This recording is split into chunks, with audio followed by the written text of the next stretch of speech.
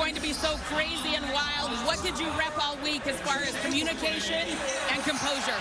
Yeah, we worked on the last 2 weeks with our bye, just understanding what the environment's going to be, understanding how to adapt to it, back and forth with the cadence and all that kind of stuff. Obviously, the weather was part of that too.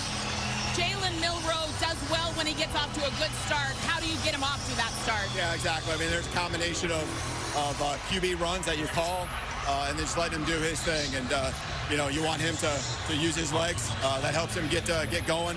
But our guys are ready to go make some plays for him, too. Thanks, Coach. Okay.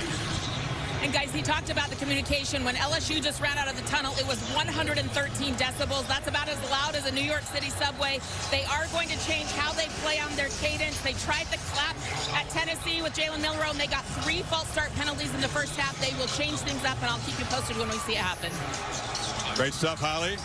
Mentioned the light rain that's falling. It's not expected to be really a heavy rain, kind of intermittent light rain throughout, but Kalen DeBoer mentioned it. It's a little bit of a factor.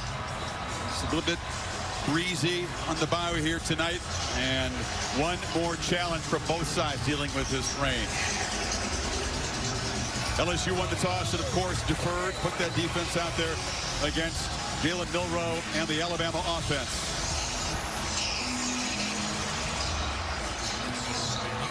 Aaron Burrell is a true freshman. He'll boot it away. And Emmanuel Henderson Jr. back there to receive it. Their normal kick returner Cole Adams is out for the season. Man, this is special. I'm just going to sit back and take this one in. Man.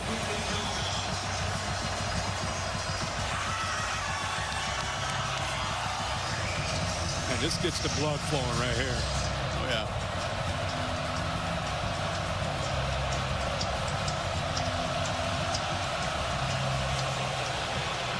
All of Burrell's boots usually end up just like that, out of the end zone. And here comes Jalen Milroe. Those 6 interceptions, one with his 13 touchdown passes. Can they get him going? The bye week, Kirk, to add some wrinkles. They hope it'll have the same effect as it did against Georgia when they had 2 weeks to get ready for that big showdown at home, though. Yeah, at home, a little bit different here. I think Kalen DeBoer gave you a little bit of an insight to what they're going to try to do tonight when he talked to Holly, and that's get his legs involved early. They want him to settle into this game, and the best way to do that is let him run the football. In their 2 losses, they could not get that running game going at all. Jam Miller, part of the tailback tandem. And there's a flag and a flinch already. That's the challenge. That's the challenge. So left tackle, Caden Proctor. And that's forget the XOs. That's the story of the game. Last year against Texas A&M in Kyle Field, they had 9 false starts. Earlier this year in Knoxville, they struggled to deal with that crowd, and here they are before they can get their first snap. They're behind the sticks, 1st and 15 with movement.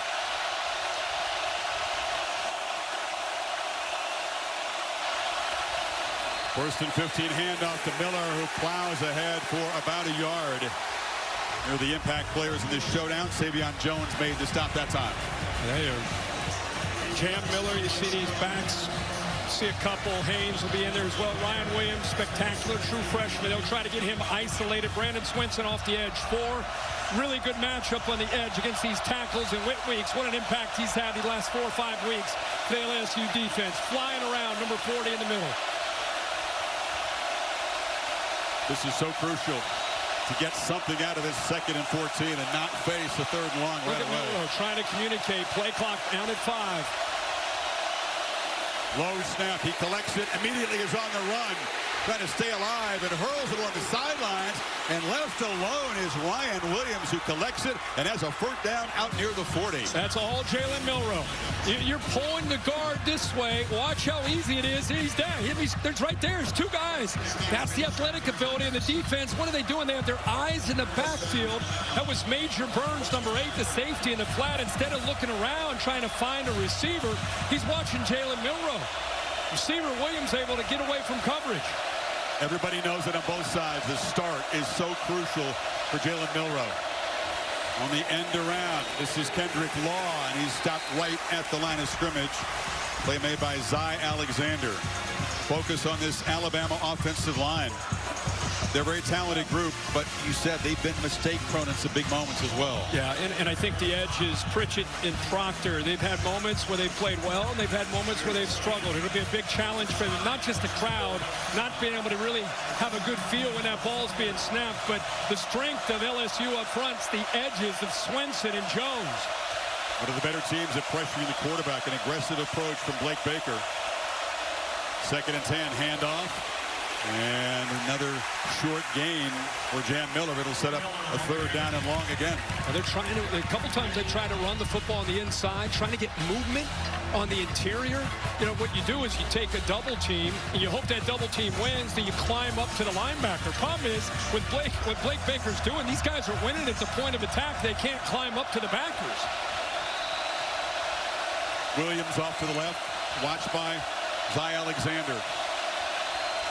Tigers don't bring pressure. A 3-man rush. Ball out quickly. Catch made by Law, who splits defenders and dives into LSU territory for a 1st down. Great blocks out there out in front of him. That was very important. Quick throw. Like the decision on 3rd down. They only rushed 3. You got 8 defenders there. Great blocks downfield, and what acceleration. It's good to see Kendrick Law healthy. Got dinged up against Georgia. Hadn't been at 100%. Now he's closer, and you can see the acceleration after the catch. It's Justice Haynes in a tailback. They'll rotate Haynes and Miller. Milroe looking to throw, now finds it out of the backfield. Haynes has some space, and he picks up about 9 before Alexander got him down. One of the dangers when you're defending this offense, Jalen Milroe, is this right here. If you peek into the backfield and respect their run game, you worry about Jalen Milroe, now you're lost. Now you're lost with your back turned, and it makes it very easy. Good decision by Milroe to check that down in this space. 3 for 3. He's in rhythm early, and on 2nd and short, easy conversion. Swenson making the stop for the Tide. Exactly what they hoped for, despite that penalty before they even snapped the ball the first time. Yeah, this crowd is into it. You made a great point about the start. Anybody who comes in here, it's always about having a quarterback that can handle that first snap before they even get a first snap. They had a false start, 1st and 15.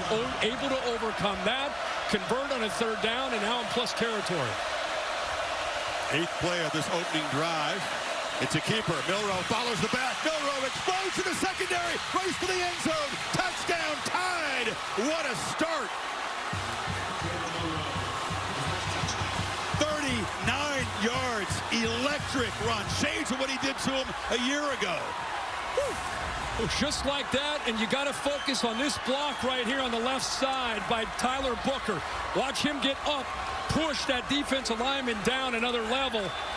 Linebacker blitzes, a little bit of pressure right here, actually took himself right out of the play, and then he just uses that speed. Had 155 yards we talked about in the open last year with the 4 rushing touchdowns, and what a start again for Jalen Milroe.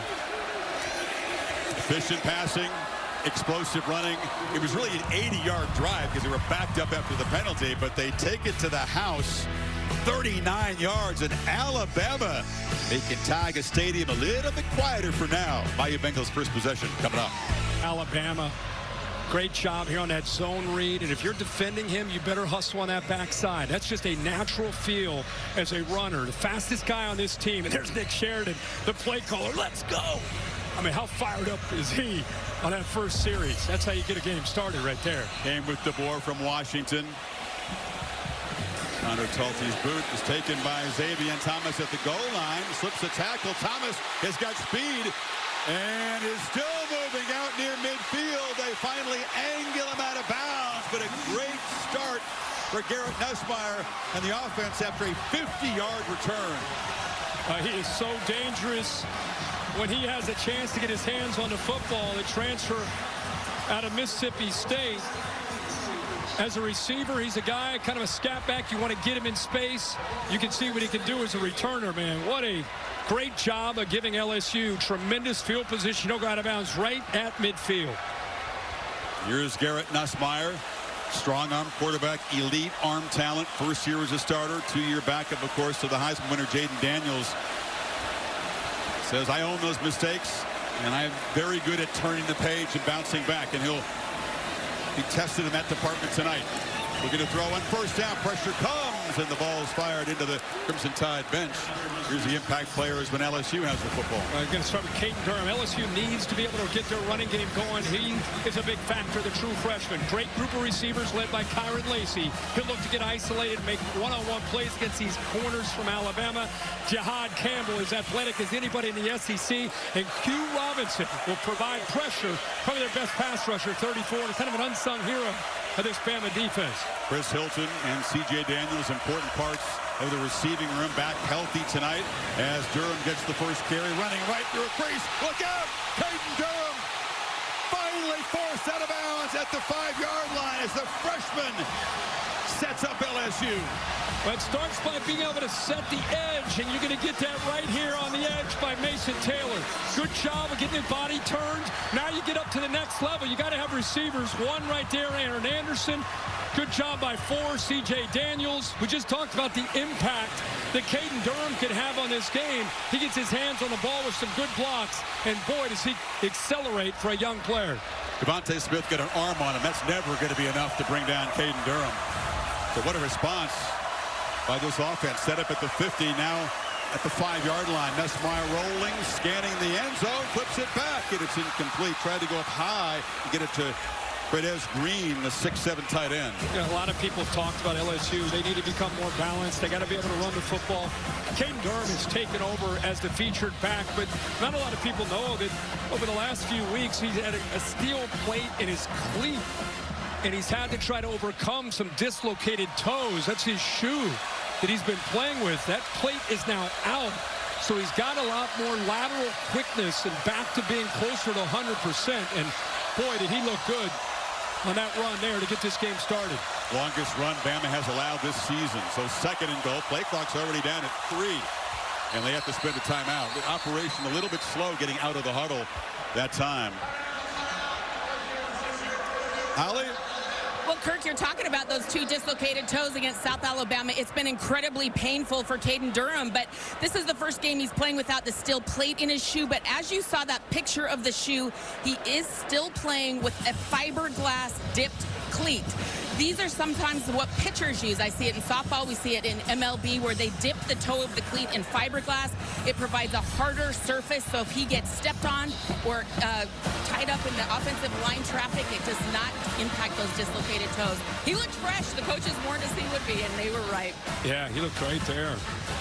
All these guys, a little extra bounce. You get off a bye week, a chance to get off your feet and come back ready to run. He's tough. I mean, he's proven that over these last few weeks playing with, imagine playing with dislocated toes as a running back. Oh, I can't. Yeah.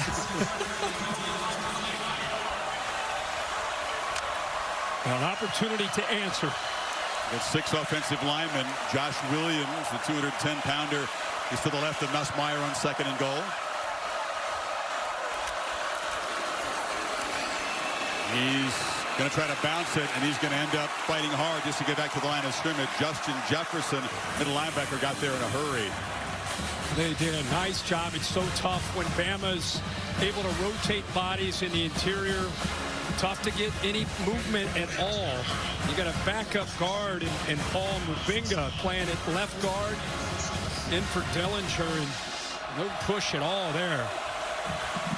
One of the big moments here early in this game. Can LSU answer? Can the Tide force a field goal attempt? Been stout red zone defense so far this season. Slant. Bobble. Incomplete. Broken up nicely. Lacey was there, but Jihad Campbell, the do-everything linebacker, was in coverage. It's fourth down. It's great that you said do everything. He can blitz. He can pressure the quarterback. He set the edge on the last play, and now he's out in space trying to make a play against their best receiver, and he does. Guy is a physical freak, number 11 in Crimson. From New Jersey, went to IMG Academy. It's been a problem for LSU. Damian Ramos was normally reliable, but they made 1 of 4 potential field goals at A&M. He missed 2, and they had that bad snap. You want to get this operation cleaned up. Ramos sneaks it inside the left upright. So LSU had the great field position. Settles for 3, 7-3 Alabama. Some early. what he was about. And I just want to say thank you to so many people. The outreach has been amazing. You know, family, friends, people, you know, on social media. Thank you from the bottom of my heart for just embracing Ben and kind of understanding what his spirit was all about. Yeah, special soul, and you'll always have him with you. Yep. I'm sure any animal lover, pet owner can feel a bit of what you felt this week. And, oh, yeah. And thanks for sharing him with all of us for the last. Yeah. He's been everywhere. And you guys have been great. I mean, he just kind of became part of the crew these last few years. You'll miss him. What a start from Milroe. That 39-yard run tied him with Jalen Hurts, the Alabama quarterback rushing touchdown record, 13 and counting from Milroe. Will there be more tonight? Will they have an answer for him? Well, you know, Blake Baker, the defensive coordinator, got there on the sideline. Remember, last time we had these guys a couple weeks ago is Marcel Reed. Athletic quarterbacks have given them a problem. Lenora Sellers, South Carolina, same thing. So they got to make some adjustments and take these legs away. Milroe on the move, flips it in the flat. Catch made by Miller, and he's got a head start and able to outrace Gilbert to the sidelines for a nice chunk. You know, when this offense is going and Jalen Milroe is playing, he's kind of wheeling and dealing. We talked in the open. Killian DeBoer told Holly Rowe, and we're going to continue to talk about it. His legs set everything up. It gets him into that groove. It gets him to feel confident. And most importantly, it gets LSU's linebackers and defensive backs worried about him running, and it opens up some passing opportunities. Miller cuts it back and knocked down after a 2-yard gain. Yeah, you always say the start is important for anybody who comes in here, but it's just Milroe's makeup. If he can build on early confidence and get in a flow, he can be really, really tough to stop. Georgia found that out. Yeah. You know, any quarterback, but with his skill set, I think it's amplified. And I think for a guy that has played in so many big games, the moment's never too big for him. But by starting fast, you don't have to press to make plays. Trying to make a play here to get the drive going on 3rd and 3. And some confusion, it looked like, but Milroe just cleans it up, pulls the ball, gets the edge, and moves the sticks. I think that was a run all the way. He just wanted Jam Miller to get out in front of him and provide that edge. That's what he got. It looks like it's a little hesitant, but you'll see he gets out in front. Then he kind of starts to show a fake, just gets off of it. Now it's a foot race to get to the corner and try to pick up that first down. He's able to get that easily. Both backs, Miller and Haynes, good blockers, and that's an important piece of the quarterback run game, too. On first down from the pocket, checks it down again.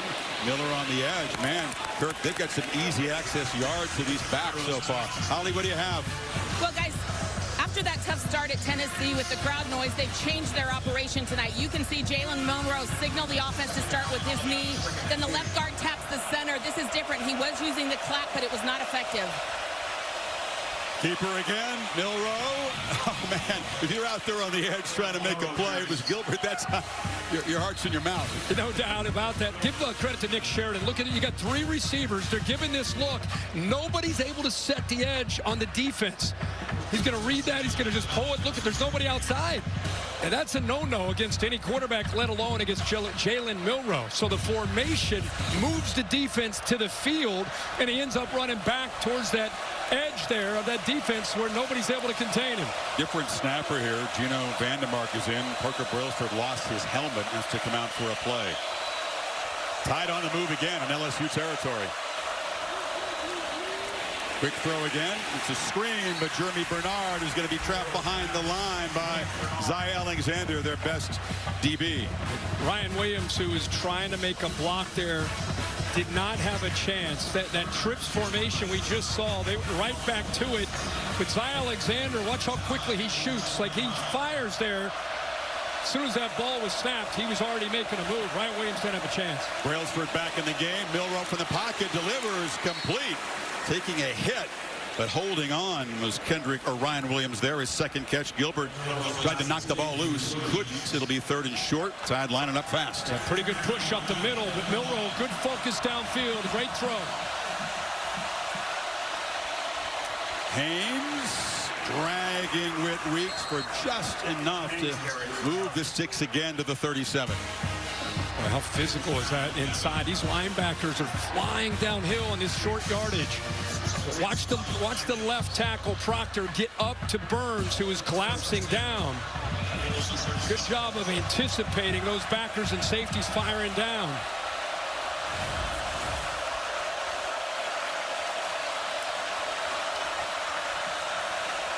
Milroe up, changing the play. Plenty of time on the clock in this 1st and 10.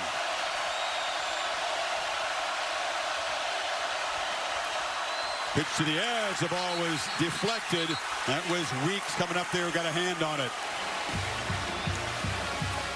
He's become one of the better blitzing linebackers in the SEC, able to get his forearm on that ball, not his hand, but good job of timing that. Boy, he plays with so much energy. Feel like the defense feeds off of any great linebacker, and Weeks has become that here in the 2nd half of the season. Got one of the best pressure rates in the country. In other words, when he rushes, he gets home a lot and makes the quarterback feel his effect. That's the first incompletion for Milroe tonight.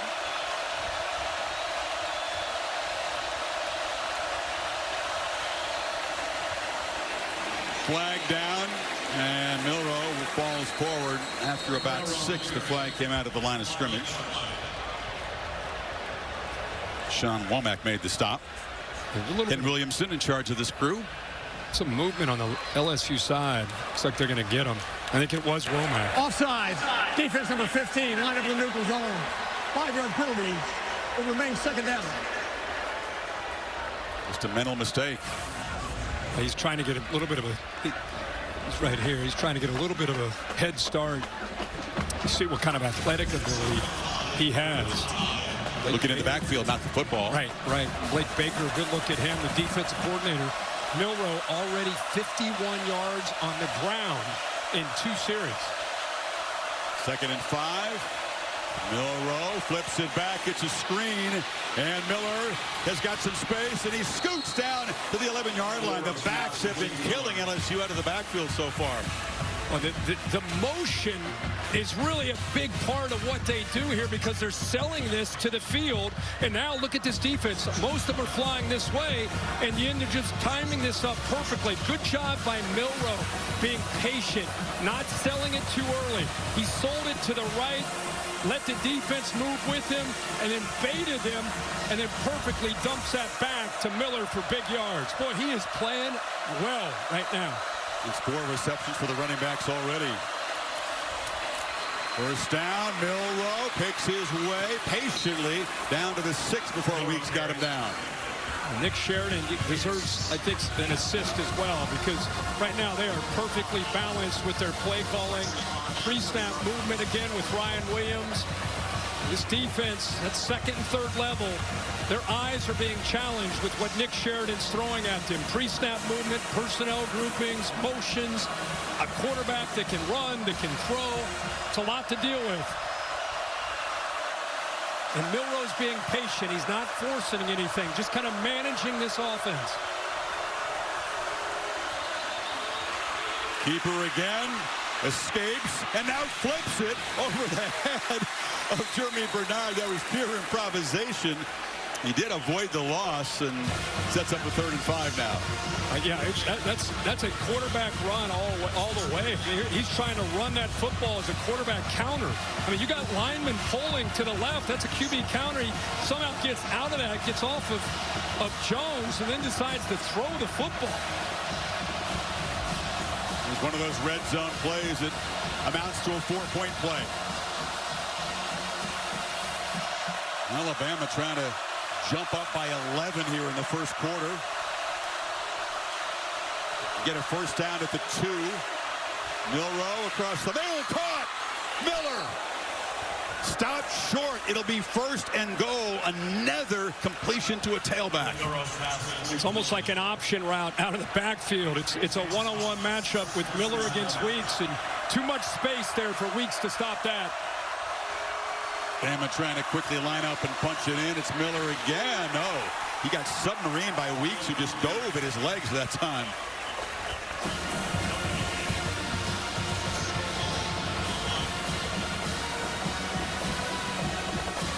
Second long drive, a grinding 14-play march, almost 6.5 minutes. 3 tight ends in the game now on 2nd and goal. Remember how loud it was about 10 minutes ago? Yeah. This is the loud end. The students trying to make it tough on the Tide at this end of the field. And time running out. Kalen DeBoer shows some quick skits out on the field and spends the first time out. Tide on the doorstep, trying to build an early lead here in basketball. Control the line of scrimmage. Great control, command, confidence shown by Milroe. They've converted 3 third downs on this drive and now stand on the doorstep and 2nd and goal.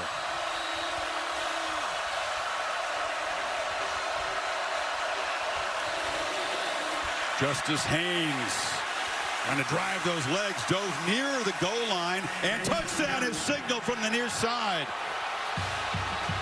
So Justice Haynes caps off a drive that really belonged to his buddy Jim Miller. Boy, they'll take a peek to make sure that play was stopped. Savion Jones had it stopped. Weeks was there to help out, but Haynes just kept powering his feet. Somehow he gets underneath that defensive front. He ends up on the other side of it. They had him completely stoned at the line of scrimmage. Crowd not convinced they saw the football break the plane. Of course, looking at this right now. Touchdowns. That previous play is under review. Of course, they'll review this potential scoring play. John Allman is the replay official. Bill, what could they see that might overturn the call of touchdown? Well, from the angles that we're seeing right now, I don't see a body part down. There's a forearm starting to come down, but I can't find the football. Well, there's a good look right there. Yeah, ball's here. Short. Yeah, that's forearm makes him down, of course. Yes. Enough, Bill, to take the touchdown off the board and make it 3rd and a few inches. To me, that's indisputable video evidence. And if that's true, that's going to bring up another 3rd down. You said 3 for 3 on this drive, 4 for 4 in the game. And another opportunity possibly to face another 3rd down. Boy, LSU had him stopped at the line of scrimmage. Savion Jones, he kind of won his battle. And I thought it was going to be, watch this penetration. Watch him just kind of stone at tight end. He works him into that backfield. And I thought, okay, that play's not going anywhere. And he just kept moving his feet. Didn't give up on it and almost put it in the end zone. 2 great backs. You look at the way they complement each other. Similar as far as their physique and how they run the football. Jim Miller can catch the ball. We've seen that tonight out of the backfield. Haynes coming off his best game so far of his brief career. 8 for 79, averaged almost 10 yards a carry against Mizzou. How about the run, Kirk, where he just ran right over a Tiger defender, knocked him over, and then kept running. Yeah. The yards after contact is strong for both of these guys. Boy, those two together, it looked like your workout program there with 22 with your arms. Easy. Hey, Bill, can we get this operation going? How long does it take to see what you saw in 15 seconds? I mean, John Allman still under the hood there. And our guess is they'll move it back a few inches away. After further ado, ruling on the field stands. Okay, or they could let it stand. You called it clear evidence. Brian Kelly not buying it, so it is a touchdown for Justice Haynes and a 2nd long touchdown drive for Alabama. Well, there you have it. 15 plays, 7 minutes and 4 seconds. You cannot be more impressive on offense in this environment than Alabama has been in this first quarter as a visitor. 23 plays, 150 yards, 11 minutes, time of possession. That's how you get this game started in Death Valley. I think Kalen DeBoer has the Crimson Tide ready for this environment, at least so far. Long way to go. Nicholson makes it 14-3. Longest drive of the year for the Tide in terms of number of players. Burke and Ollie. Tennessee trying to get to 5-1 in the conference. They're going to walk into Athens and face an ornery, fired up Georgia team, which will be in must-win mode of their own. Oh, yeah. That's good. I think that makes that game next week even more interesting. Like tonight, kind of that elimination game. LSU, they had the big kickoff return, started their first drive at midfield, had a nice run by Caden Durham. And other than that, That's all we've seen from LSU so far. But I've been to Death Valley too many times. This game can turn at any moment. Absolutely. Xavier Thomas from the 2, and that explosive return the first time. This time he doesn't get around the left end, and he's going to be knocked down at the 17-yard line. Our Modelo playbook brought to you so far to look at Milroe. Yeah, let's look at Jalen Milroe. If just tuning in, he's off to a great start. This is a opening drive where it looked like there was some pressure there on second long. He gets the ball out to Ryan Williams. He has shown tremendous patience, dumping it down to Jam Miller. Huge yards down that left sideline, kind of that delayed running back screen, and there's the run to start this game. Probably the fastest player on this Alabama team. Just like last year, a big run to get the game started. LSU trying to get things started. They've run just 5 plays so far. We've got 2 minutes to go in the quarter. Nussmeier looking for his first completion. Hands it off to Durham, who bowls ahead for about 7. Rain picking up, it looks like, at this point. Alabama's smart to get that lead, because if you do look at the forecast, I mean, this could be just the beginning of some rain, potentially heavy rain throughout this game. Most of the folks came prepared. And some don't care. Exactly.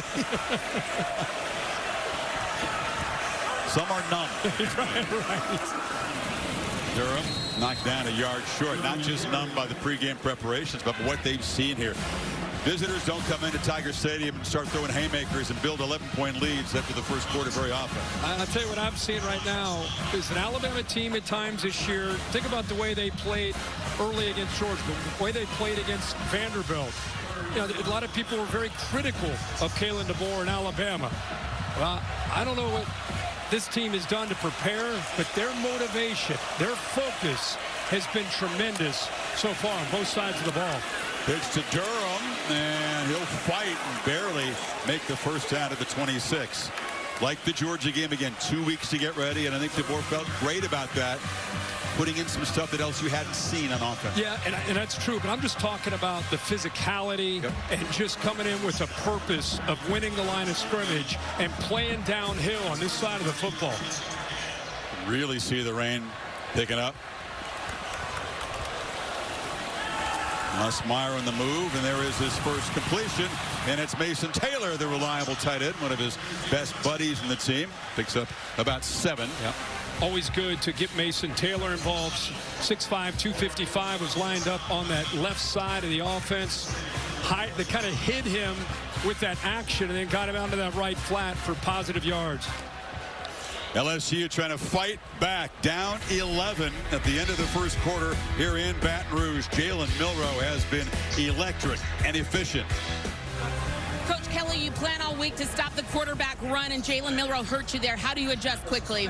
Yeah, I mean, he bounced it all the way back in the C gap. We got to have better layers. We overran it, you know, obviously, and the safety's got to be there. But yeah, we got to get off the field. We had a couple of third downs in the first series that we just didn't execute very well.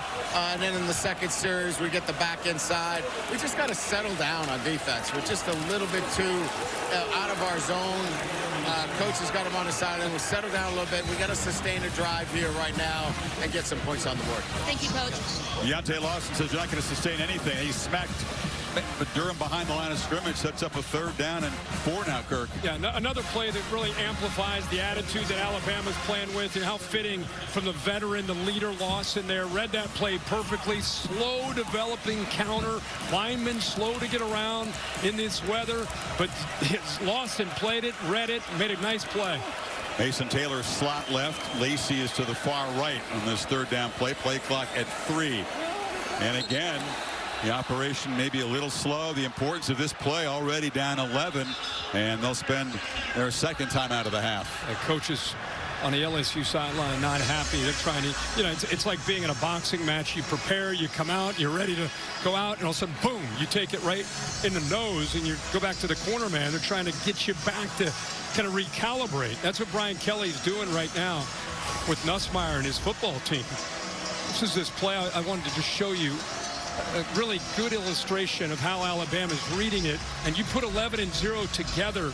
They do such a good job of communicating, seeing their keys, and playing fast. And Lawson's an impressive guy. When you sit down and talk to him before a football game, he's played in so many of these big games in the SEC, and he knows that they've had a couple setbacks, sitting there at 6-2, and he is leading the way by example. Not an overly talkative guy, but leads by example, sets the tone for this football team. Lawson and Campbell share the team lead with 66 tackles. One guy from Mobile, one guy from Jersey.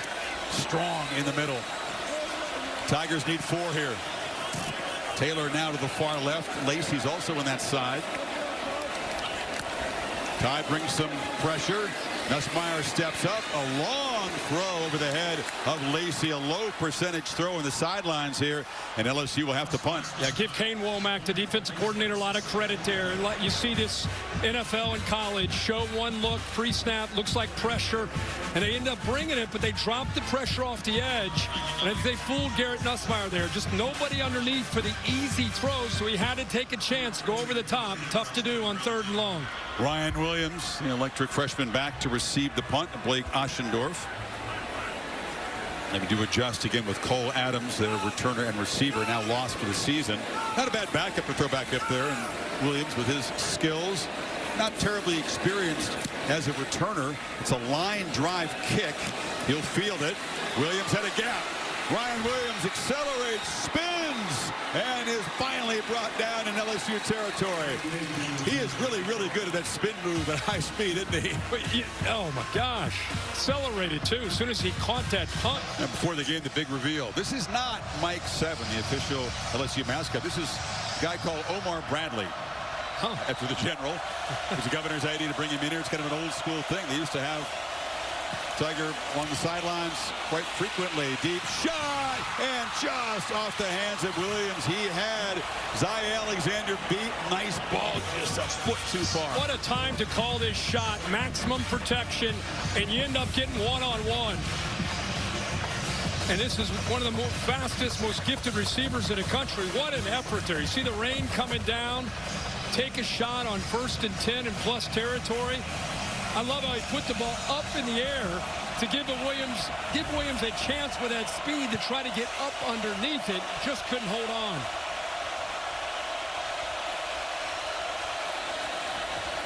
Second down handoff. Miller. All those electric downfield plays, of course, the one that eventually provided the winning points against Georgia. It's tapered off recently, Kirk, in recent weeks. They haven't been able to connect quite as frequently on those downfield shots. Teams try to take it away. Yeah, they do, and you don't have 3 or 4 or 5 Alabama receivers. Right now, with the offense and where they are, you have 2. Mainly Ryan Williams, and you have Jeremy Bernard as well, but it's an offense that relies on him. Defensive, obviously, trying to take his big play ability away. Kelly told Holly, got to get off the field on defense. It's a 3rd and 9 here. Big opportunity. Crowd has been taken out of this game until this 3rd down. Milroe running out of play clock, and we'll have to spend a timeout. Tried to make those adjustments, and DeBoer spends the first of his timeouts. Well, we talked about the environment being one of the key components, the weather part of that, and Alabama just came out and said, we're going to show you what we've been working on for 2 weeks, and we're going to show you how much resolve and grit and composure we have, and it's been impressive. Man, so impressive, the attitude that they came into this game with. And Chris, they started this game. They got the ball first. False start. Crowd was so loud. They're 1st and 15. You're thinking, uh-oh, hold on to yourself. Since then, they have flatlined Death Valley.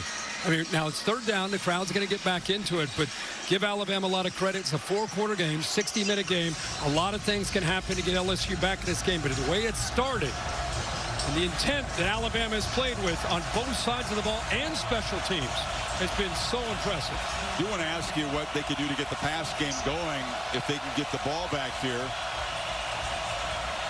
Tied 4 for 4, but this is the biggest challenge so far. LSU not really showing pressure. Now backing out. Milroe makes his adjustments. Plenty of time on the clock. Weeks typically comes create one-on-one up front.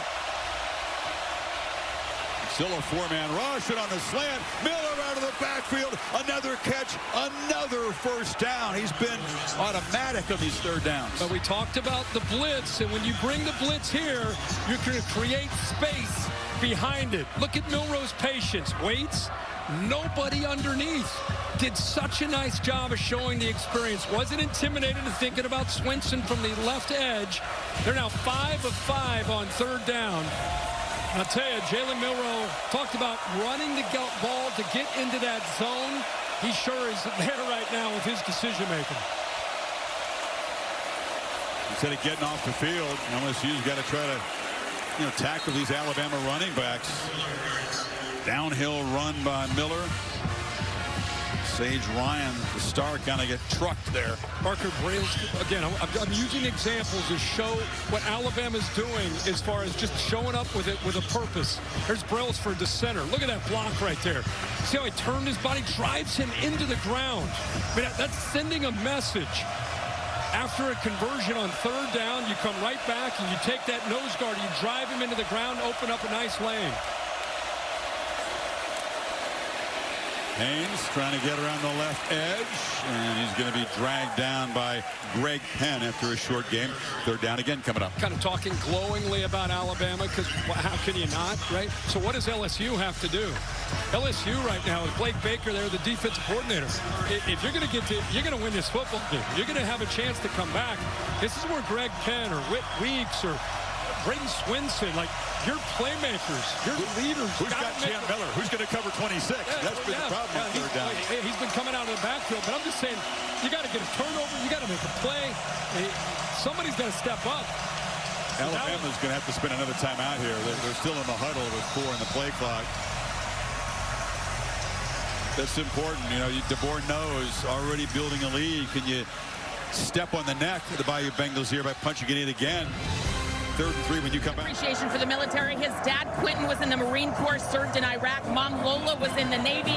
The military discipline is how they've run their household. And they said, we taught our son to play with honor and that the mission is always bigger than himself. That's great stuff. He's very proud of both of his parents. Obviously, needs 3 to keep the drive going, and a pre-snap flag. And that's the first kind of misfire they've had since the very first moment of this game. Offense number 87. Denny Lewis. 5-yard penalty. Tight end on the left there. Had 3 tight ends in the game.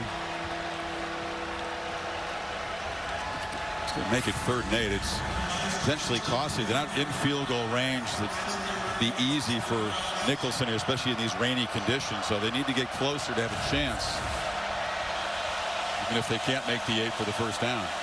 They've been right around 3rd and 5 most of the night. And they're 5 for 5, like you said, so far.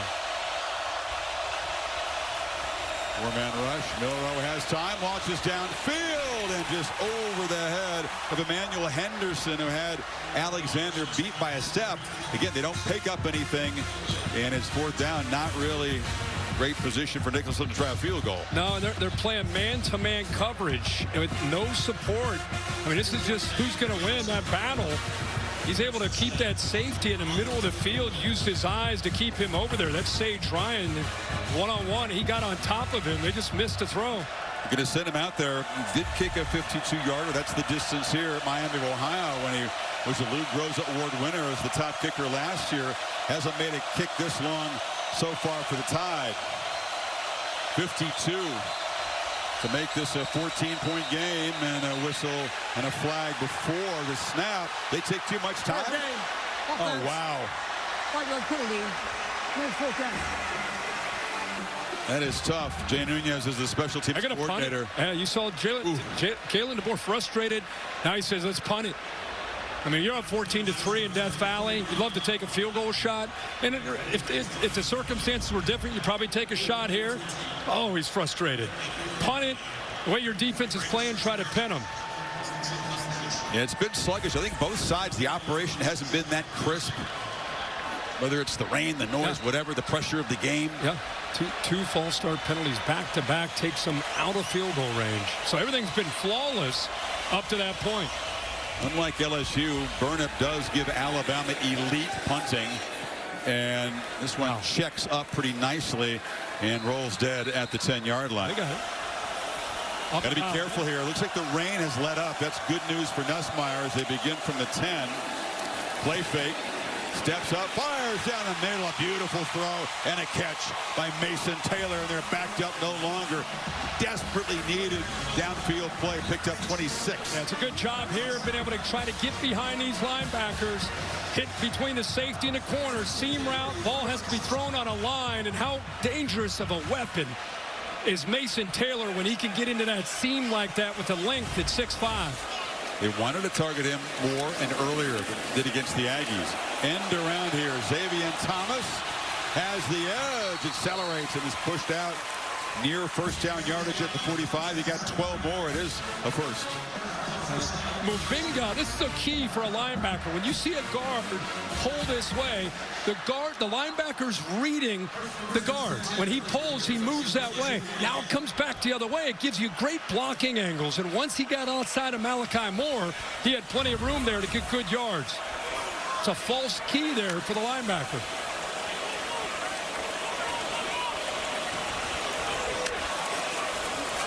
Play fake again on the first down. They pitch it back underneath to Williams. Josh Williams, some rhythm. And this LSU passing game finally clicking now. Another first down at the 35. More good blocks up front. Now they did it again. Another false key. Pulled the guard again. Make those linebackers a little hesitant. And this time they go to the screen with a convoy out in front. This feels like LSU here now. Now they're being more aggressive. Nussmeier, who started 0 for 4, 3 straight completions now. Again, play fake and a throw in first down. Long looping throw, put it in harm's way, and going to break it up was Aaron Anderson, because Xavier Brown, the freshman who made that game-clinching pick against Georgia, had that tracked. Well, it's because you're going to see it looks like man coverage, and then he comes off and is in position there. You're seeing more and more of that in college football, where you show man, make the quarterback think, I got a shot here to throw. It's zone, and then you throw it to the outside. It's going to be a penalty, but that's what he's talking to him about right there. Make sure you stay on your read. He got fooled there. Yeah, Tim Smith roughed Nussmeier, and that's why the ball's moved down to the 21-yard line. Got him around the neck with a big arm there. So LSU, that's the break they needed. Nussmeier again looking to throw on first down. Look out. Josh Williams blown out by Bray Hubbard, the safety. And Bray Hubbard has come in with Keon Sabb out with injuries. Saw the big interception he had this time. This got 6'2", 204 pounds. Tremendous athlete. Has physicality, has speed. That time shows instincts in coverage. Timed that up perfectly. Big shoes to fill, right? Keon Sabb, the transfer from Michigan, one of the vocal leaders, very savvy part of the secondary, and he's going to be sorely missed. But good job by Hubbard filling in. Direct snap. This is Juwan Johnson, the freshman running back. A wrinkle that they don't show much is a flag down as he's knocked out of bounds. Yeah, it's going to be a hold on Will Campbell, 66, the left tackle. We're just talking about Bray Hubbard. He was coming up in run support, and Campbell ended up holding on to him. Holding offense number 66. 10-yard penalty, previous spot. Repeat second down. Campbell, one of the two highly regarded tackles on this offensive line. Yeah, he's just working outside in position, but out there in space. That's supposed to be offensive tackle is not supposed to be a literal thing, right? No. Tell you, Hubbard is an. Remember that interception he had at Vandy or Mizzou? Yeah, it's all over the field. That's a pass off the hands of Johnson. And so LSU in position again, but that holding penalty makes it tricky, and now it's 3rd and 20.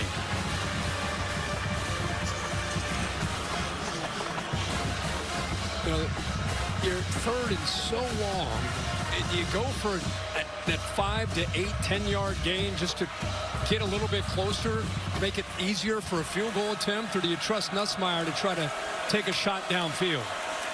Well, it's another short throw trying to make a play as Williams, and Yeah, you're trying, quick throw like that, you just want to get that 5-10 yards, give him a little bit of a better chance here. Try to cut this to an 8-point game. They made the early chip shot. Ramos did. Remember, though, Kelly didn't like the operation. He thought it was taking too long to get the ball snapped and held. See if they can improve it. Roy is the snapper. And the punter, Peyton Todd, who had his starting job lost tonight, is the holder. This from 43, and that's more like it. Ramos has been reliable. SEC Special Teams Player of the Week when he kicked 4 against Arkansas. Shaky the last game, but is 2 for 2 tonight. Is that a recent event that cost him that front tooth? Maybe out of the parking lot. Pre-game, I'm not sure. Boy, it's survival of the fittest when you're in that student section. Well, the gap is 8 still, if you want to. Look at this. Analytics doesn't take a break. It works 24/7. At the moment, look who's not on that board. 5 best chances to make the SEC title game right now. Georgia's at 19%. Not even on the board. Tell Kirby Smart and the Dogs then as Tennessee comes calling next week. It's a wild race. Again, no division, so it's an SEC race unlike any in a long time. It's a free-for-all. And again, the loser of this game in trouble.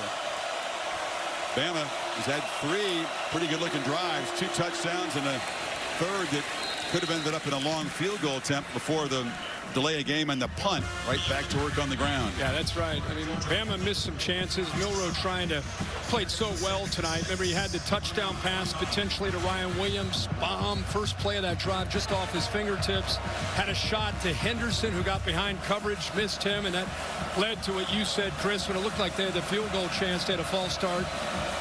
And then the delay that cost them the 3 points.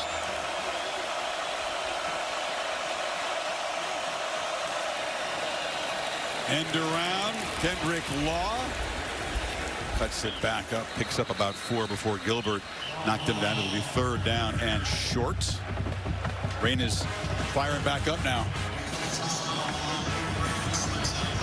Said it would be intermittent.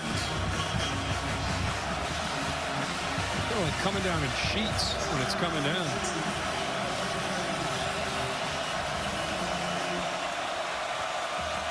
So far, no turnovers. Both offenses have handled the tough conditions well at the moment. Miller the back on 3rd and 2. Checking with the sidelines. Communicating to the guys up front. From the pocket, Milroe trying to escape, trying to run for it now. Oh, it's a juke on the edge. He just got around Braden Swinson, the defensive end, and picks up the 1st down. Well, it is so difficult to be able to handle him when he gets out into space, especially for a big defensive end. Just trying to give it a different look. Swinson's a big man, 250 pounds. Tough for him to make that play against Jalen Milroe. When he starts to run on 3rd down, all eyes are in that backfield, but they're playing man coverage, so Swinson is out there on an island trying to make that play. He's got great speed, but you saw him slip as he tried to stay with Milroe. Lateral quicks is tough. Milroe steps up, took a look downfield, and now just takes off and slides after about a 4-yard gain. The footing could become an issue if this rain keeps going. Yep. You know, between dumping it out of the backfield to Jim Miller, quarterback potential stepping up, climbing the pocket, and taking off, running. Right now, those linebackers from LSU, Greg Penn and Whit Weeks, who are Weeks especially very aggressive.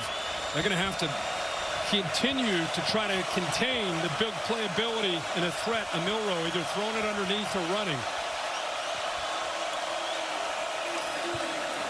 Haynes has it as a crease. Justice Haynes bangs into LSU territory for a 1st down. Picked up 8. A great job of getting up to that 2nd level by Tyler Booker, the left guard. He's kind of the leader of that front. You see 52 just kind of work up. Don't have to worry about the double team. Just able to get right there, get hands on Weeks. Alabama running game, Kirk, took a long time to get going against Missouri, but they overpowered the Tigers in the second half, and they've picked up where they left off tonight in the first half in Baton Rouge. Haynes again in the middle.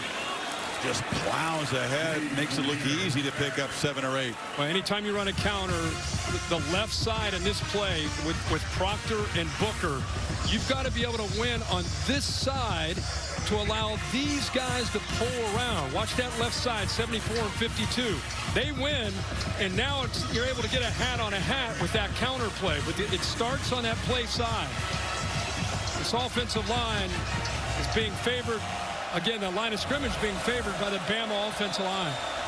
Josh Cuevas, the tight end, came around through a nice block as well. Yep. 2nd and 3. And time it's a short gain by Miller. Set up 3rd and 1. Tide lining up quickly here. LSU just trying to get the chin straps fastened and the cleats in the ground. Bad snap. Milroe picks it up and tried to hand it off. They're not going to get there. A near disaster. Just we were saying how well they'd handled the wet football so far. It's going to be 4th down. That's how it works, right? I don't think the ball ever got up. He's lucky to get his hands on it. For whatever reason, Brailsford, he just lost the grip of the football. So with that process of hurrying up, he doesn't get his hands on it. And Milroe, being the athlete that he is able to scoop it up. But he is held short, Chris, like you said, of that 1st down. Jaden Roberts, right guard, being looked at by the athletic training staff. So a timeout on the field as both teams talk about this 4th and 1. If you're DeBoer, Kirk, I mean, you trust your offensive line. Easy call to just go for it here on 4th down. You try to pooch it down there. Well, I think there's 2 different ways to look at it. The number one way is you've been aggressive all night. You trust your quarterback. You trust your offensive line who's winning a line of scrimmage. And, a chance to potentially put more points on the board. You go for it. And on the other hand, with the weather, 8-point lead, try to pin them inside the 10. So it just depends what Kalen DeBoer is thinking about right now in this 4th down play. This is a loss right here. Roberts in the interior on that right side. Not putting any weight in that left leg. That's not a good look for the big 310-pound junior from Houston.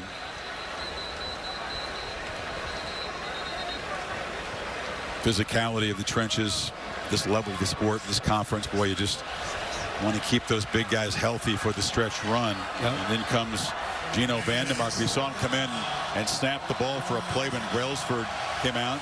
This is his natural position at guard. And on 4th and 1, 8 straight runs on this drive. Can Alabama grind out a yard here to keep it going? Miller's the back.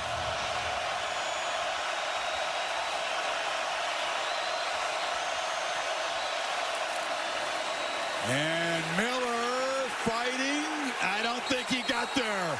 Needed to get to the 39. LSU says they stopped him, and they did. Well, 2 of their best players make the play. Braden Swinson got the initial penetration. He overpowers Dupree.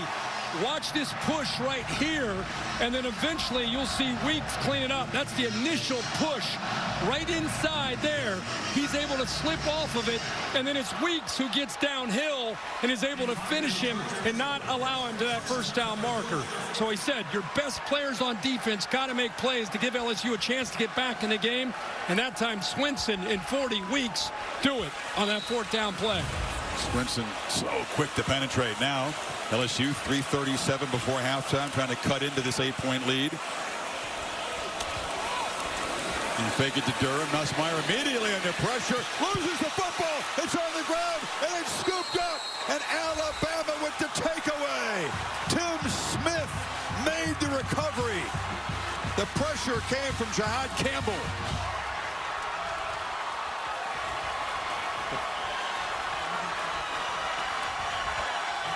Chris, Jihad Campbell, we talked about throughout this entire game and how dangerous of a player he is.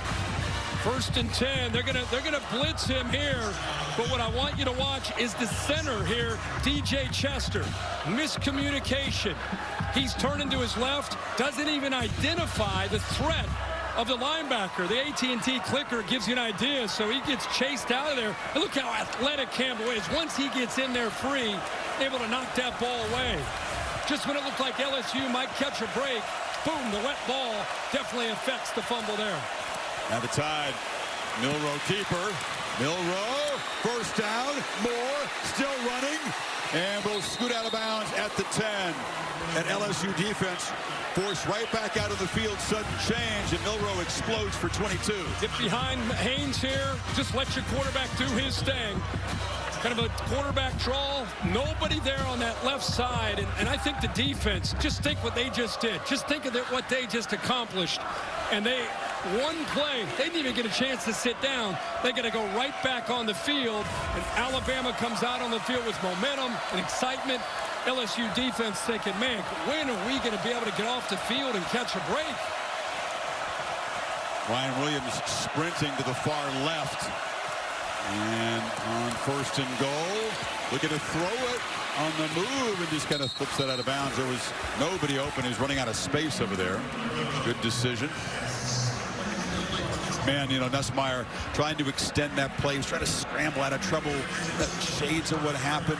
That play that turned the game around at Kyle Field. Just trying to extend and make something happen, but set a mistake. Yeah, and in this case, his offensive line didn't do him any favors. Just a bust assignment. It wasn't as if they brought 6 or 7. It was just 4-man rush. They brought Campbell from the middle, but nobody picked him up. You saw the confusion with Chester turning the wrong way and not seeing it. Milroe, keeper all the way. Jalen Milroe, touchdown. Number 4 continues to be a nightmare for this LSU defense. Shades of last year. Second touchdown run tonight, and what a streak. All of a sudden, LSU's got momentum. Boom, fumble, and Alabama builds the lead. Yeah, right now, LSU, that's the second time on this drive they ran that quarterback draw. Jalen Milroe saw it as soon as he took off. You could see him accelerate. Knew he was going to have to potentially lower his shoulder into weeks, and he did. But nobody there on that left side. And it was like LSU gift wrapped this. So now he's got the record all to himself. Most rushing touchdowns in a season, surpassing what Jalen Hurts did.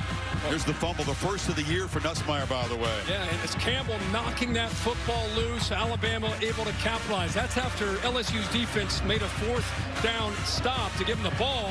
Now watch, you see Jones work in here and Penn work outside. Well, what happens is when that, look, you don't even have any, nobody has their eyes on the threat of Jalen Milroe.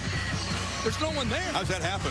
Well, it's just a call that they happen to make there defensively. He's looking out in the perimeter. And then you got the back doesn't have anybody to pick up. Justin Haynes. He's easily solved that he's going to just use his speed to get into the end zone. And the beat continues for LSU. A real problem stopping running quarterbacks. Lenore Sellers, the loss of South Carolina really hurt him. Yep. Obviously, we saw what happened when Marcel Reed came in off the bench against Texas A&M and ran the zone read right through him. And again tonight. I mean, if they're going to make adjustments, it's, listen, we got to stop him and the threat of running. Make him throw this football. Davian Thomas wants to make a long run, turns the corner at the 17, 2:28 before halftime. Holly? Well, guys, I talked to Jahad Campbell this week, and he said that he was here and remembers the fans rushing the field and the students trying to help them get off the field and how crazy it was after they lost here in Death Valley 2 years ago. He said, we don't want a repeat of that. We are coming to Baton Rouge with violent intentions. They know this is an elimination game, and that was a violent intended play right there that turned the tide. Holly, that's what we've seen this entire first half, is a team playing with intent. Team on a mission. Campbell, he said he's kind of a do-everything guy. Plays basically 4 different positions. That's the second fumble that he's forced this year. Has a pick, has a fumble recovery. He does it all. And he plays with such great edge, personality. You know, Kane Womack, this defensive coordinator, what a job he's doing right now for Alabama, putting them in position. You know how many receptions the LSU wide receivers have as a group? 0. Whole first half, they don't have a catch. They haven't even targeted Hilton or Daniels. Kirk Lacey's been targeted 3 times, but hasn't grabbed one. Yeah. 21-6 Alabama at the 2-minute timeout. So far, 2nd and 9 for LSU, trying to get some points here, and then they'll get the ball to start the second half. But it's been tough, just nothing downfield. One pass attempt beyond the line of scrimmage for Nussmeier. That was the one throw to Taylor. There's another long throw, sidelines, and they do get the ball to a wide receiver, and that's been rare. C.J. Daniels makes the catch for 14 yards. You know, the one area that people like to challenge Bama is they're talented at corner, but they're young. Damani Jackson, and that was Xavier Brown. I mean, if you're going to go after him, you would have thought with Kyron Lacey and this group of receivers, that was where Garrett Nussmeier was going to try to make his living tonight, but he just hadn't been able to find that rhythm yet. So many weapons in this passing game haven't really been employed yet. That's Williams out of the backfield. Picks up about 9. Don't forget, this is an offense that has a quarterback that can make plays. He's got a quick trigger. And Alabama is going to try to stop them on his possession. Very important to remember, LSU gets the ball to start the second half. You said a chance for the daily double, but still a long way to go on 2nd and 2. That's Taylor. Enough for a fresh set of downs in front of Lawson. Yeah, getting the ball out quick. That offensive line has struggled in pass rush. So some quick decisions, easy throws, working that right side. Now, these corners are going to be superstars. It's just right now, Xavier Brown, too, is a true freshman at a Mater Dei in California, and Damani Jackson, the SC transfer. Both these guys are big and athletic, but you can challenge them. Here comes that blitz. They're showing it for sure. That's what he's trying. He's making the adjustment. Let's see if Alabama pulls out, but they showed it early. Pulled out. So Nussmeier, a different look than he expected, has some room, doesn't run much, but with all that green grass, scampers into Bama territory, picks up 6. Good job getting out of bounds, getting positive yards. Receivers get a little grub to him, they don't get targeted. So far, they haven't looked at Aaron Anderson, the Alabama transfer. Again, Lacey looking for his first catch. And Lacey into the boundary off to the right.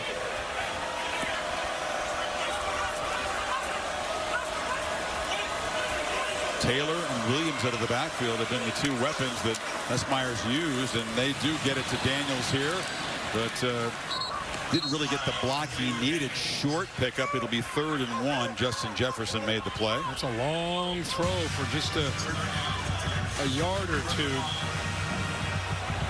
Tempo here. And Williams burst forward for a first down to the 42. Inside of a minute now in this half.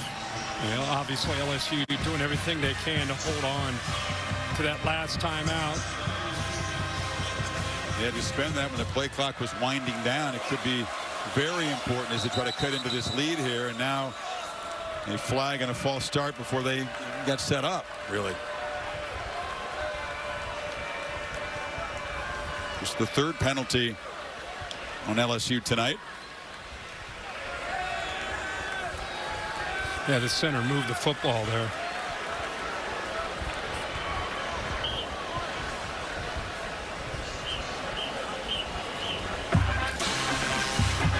Wonder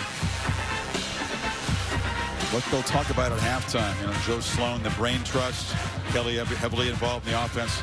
You know, Nussmeier does come up from a mistake-plagued game, but he's so capable with the arm, and there's so many guys out there who can get open and catch the football. Yeah, remember, the adjustments were made. I don't know if there's anybody better than Brian Kelly. In fact, he has 9 comeback wins when they've been down by double digits. Offense number 79. 5-yard penalty. Remains 2nd down. He has 9 comeback wins. Clock to stop. With less than 2 minutes to play in the second half, there'll be a 10-second subtraction for game clock. Clock operator, please put 43 seconds on the game clock. That hurts. By rule, the clock will start on the ready for play. Thank you, Ken, for the thorough explanation. So it cost them 5 yards in the 10 seconds here. Number 43. Kelly has the 9 comebacks from double digits, but Nuss, he also has 3 comeback wins in his career. So his team knows what it takes to get back into a game. And fires off the back foot, still trying to connect with Lacey for the first time tonight. Lacey is having a hard time getting separation. Talking about those corners. Damani Jackson that time just locked up on him. No ability at all to get away. It's one thing to talk about. Again, these guys are talented. They're just young. But right now, they're holding their own out there on islands.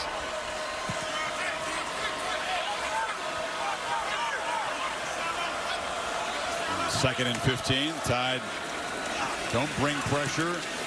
Short toss again. Williams makes the catch, and now with the clock ticking down, Kelly will have to think about using that final timeout. So that little dink pass cost them the final timeout here. We're down to 28 seconds, and they need 11 to try to get a first down. If they don't get a first down and don't stop the clock, they have to rush the field goal team out there. They get 7 walked up. Durham in motion. They pitch it to him behind the line, and he falls down for a loss. The absolute last thing they needed. It's 4th down, and the seconds tick away. Crowd begins to grumble. That doomed the drive right there. Absolutely. Alabama baited them into that. Showed the 7 up front. You can see the adjustment by Nussmeier to get the ball out to Caden Durham in a hurry. You can see the serenade from the Bayou boos here. Not the first half this revved up crowd was looking for. And in must-win mode, Alabama has showed up, locked in, and ready for this challenge. And it's a 21-6 halftime lead. Brian Kelly's perfect record in home night games very much in danger. Holly's got Kalen DeBoer. Well, Coach DeBoer, you wanted your quarterback to use his legs. How is he balancing the run and the pass? 2 rushing touchdowns already. Yeah, I think he's done a really nice job, playing the elements and everything. And then, get the first touchdown really got him in a rhythm. So, like where he's at right now. He just ran in that last touchdown, and he came over to the sideline. You had a long conversation with him. What are you reminding him of? What is that conversation about at this point? Just talking about that the game plan is going to keep coming full circle. The elements are going to change. Just stay within yourself. The next play is the most important play. Learn from everything that you see and keep moving forward. Thank you, Coach. Thank you. DeBoer well aware how quickly things can turn in this conference. So what happened when the Dogs came roaring back, so he knows the job is far from done. But Alabama, impressive first half, up 21-6. LSU gets football to begin this 3rd quarter in a 15-point hole. And welcome back. Chris Fowler, Kirk Herbstreit, Holly Rowe. Talked about the history. Certainly they have the ability to come back. Kelly's done it plenty of times. Garrett Nussmeier's done it plenty of times. But what kind of spark do they need as they get the football here to get this passing game going? Well, I think, believe it or not, I think it goes the other way. First of all, they've got to get better at the line of scrimmage. Alabama's controlled it on both sides. And this offense, it could be as simple as just getting that 1 first down, maybe creating a little bit of momentum. And then the receivers, even in a wet field, they've got to be able to get their defensive backs matched up and then get by them. They're not getting anything downfield at all. And this offense prides itself on Garrett Nussmeier making plays downfield. Lowest point total in a first half for LSU in about 3 years. Here's the Sonic Drive-In recap. Well, this has been all Alabama. What a way to start this game for Jalen Milroe. This is the opening drive. They got it started, took the crowd out of the game. What a great look right there at Milroe, who had 4 touchdowns last year on the ground against this LSU team. LSU's defense gets a 4th down stop. The next play, Nussmeier puts the ball on the ground, and a few plays later, Alabama able to capitalize with another Jalen Milroe touchdown. That's 6 now in the last 6 quarters against this LSU defense. 6 for 8 on 3rd down to the Tide. Meanwhile, the Tigers, look at that explosive run from Caden Durham, that 45-yarder, their first series. Since then, Kurt, almost nothing. 10 rushes for 23 yards before that game right there. Holly? Well, I asked Brian Kelly what has to change for his offense on this drive, and he said execution. They're just not executing at a high level right now. He said, we were about to make it a 1-score game, and then we turned the football over. He does believe they can have a successful drive here, make this an interesting game, but he said it's all coming down to execution. Guys just aren't doing their job. They've got to find a way to make it happen right now on this drive. That's 6 on first. Nussmeier from the pocket, plenty of time. Throws it downfield, but he threw it behind Xavier Thomas. A little off target. It's going to set up a quick 3rd down here. know, this is a little thing. Nussmeier getting a little bit greedy. Watch the big tight end right here. And if you just hit Mason Taylor right now, throw it. Just take the yardage. Why wait? And he had the window, but it's a tough throw. Instead of just taking the easy throw, it's first down. In case you think it's easy to play quarterback at this level of college football, even guys like as good as Nussmeier or Cam Ward today, missing guys who are running free right in front of him. It's happening pretty fast for Nussmeier again tonight. Can they get this drive going? Need 4. Nussmeier flushed by a 4-man rush. On the move this time, tucks the ball and makes a productive run for a first down. Doesn't use his legs often, but needed to that time. Got 14. Well, I thought Robinson was going to get him. He starts outside and then works inside, and now he's got a chance with that speed to get to the quarterback. But Garrett Nussmeier deserves a lot of credit. Good block downfield there to help get him just enough for that first down yardage.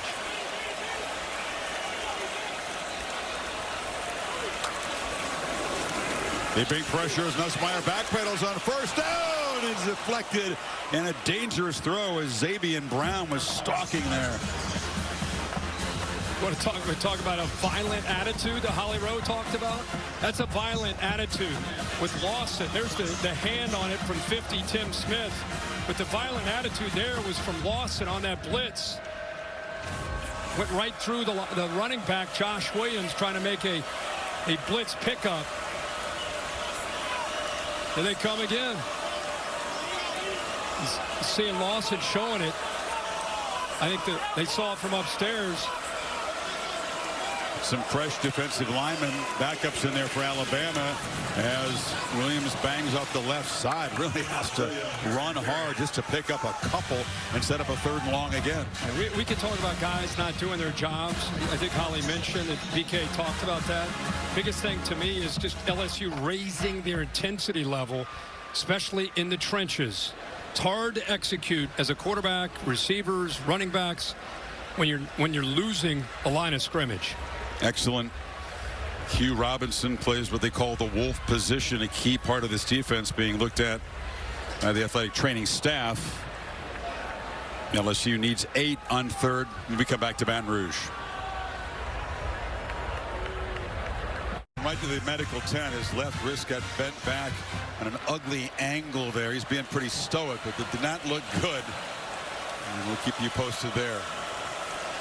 Yeah, one of the unsung heroes of this defense. Now 3rd down, Tiders showing pressure. They've been showing it and bailing. Let's see if they end up coming. They are coming. All out blitz. Pass caught by Aaron Anderson, and the ex-Crimson Tide squeezes just enough space to get down near the marker. It'll be 4th down and about a half yard. What an effort just to give him a chance. Look at this battle up front again. Bringing everybody. Nussmeier, good job just getting that ball off, but it's not quite enough for the first down. Big moment here. It's a direct snap. Williams moved over into position. He's going to sneak it. Up. Try to catch Alabama napping. And it is enough for a first down. Acted like he was directing traffic and then snuck up under center. There's a lot going on there. Initially, he just moved out of the way. Looked like maybe direct snap to the running back. Instead, like you said, just kind of a decoy. Make a check, sneaks, gets underneath. And I think he did catch him napping, especially the linebackers. Key play, though, Kirk. They finally got Aaron Anderson involved. The slot receiver is a dangerous weapon. Made that 7-yard gain. Tigers on the move now. Pressure again. Nussmeier backpedaling, has some space, flips it, and it's complete. Down to the 25-yard line. Mason Taylor worked free, picked up 19. He's showing a lot. Holding offense number 50. It's coming back, though. 10-yard penalty, previous spot. Big first down. Costly penalty on Emory Jones. That's Emory Jones going against LT Overton. Really good pass rusher, the transfer from A&M. Just about to complement Garrett Nussmeier, making some plays by keeping him alive. It's up here. Watch Overton from the backside. He's able to get the leverage, and that's what forced Jones to just grab onto him.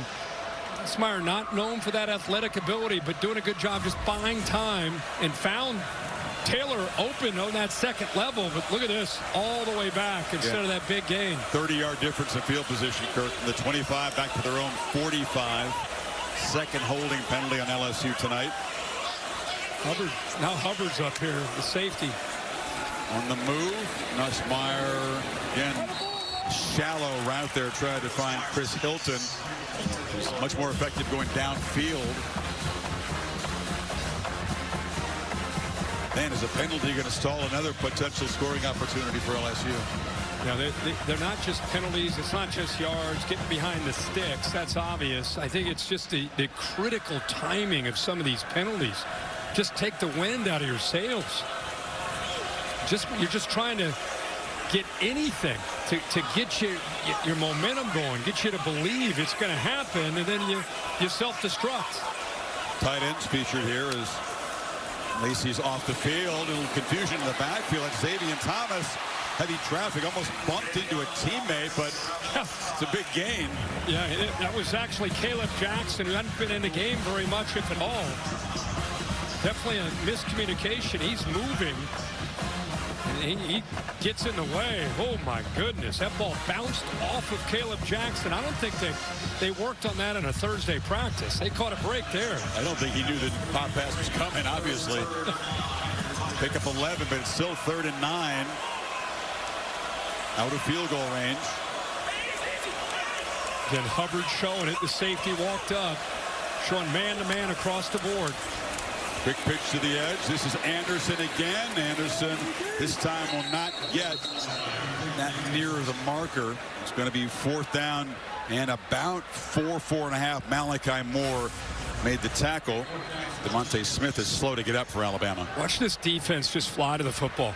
I mean, they are running to the ball. Look at all those crimson jerseys. I mean, these LSU receivers, after the catch, are dangerous. You get Taylor out in front. You got Thomas out in front, but with 11 chasing him from behind. You got Malachi Moore. You know, I'm guaranteeing Kalen DeBoer talked to his team and he said, guys, we've been in a position with the lead. We cannot let up. There's Smith walking off the nickel corner. Holly can add some injury information on that Alabama sideline as Smith heads for the medical tent.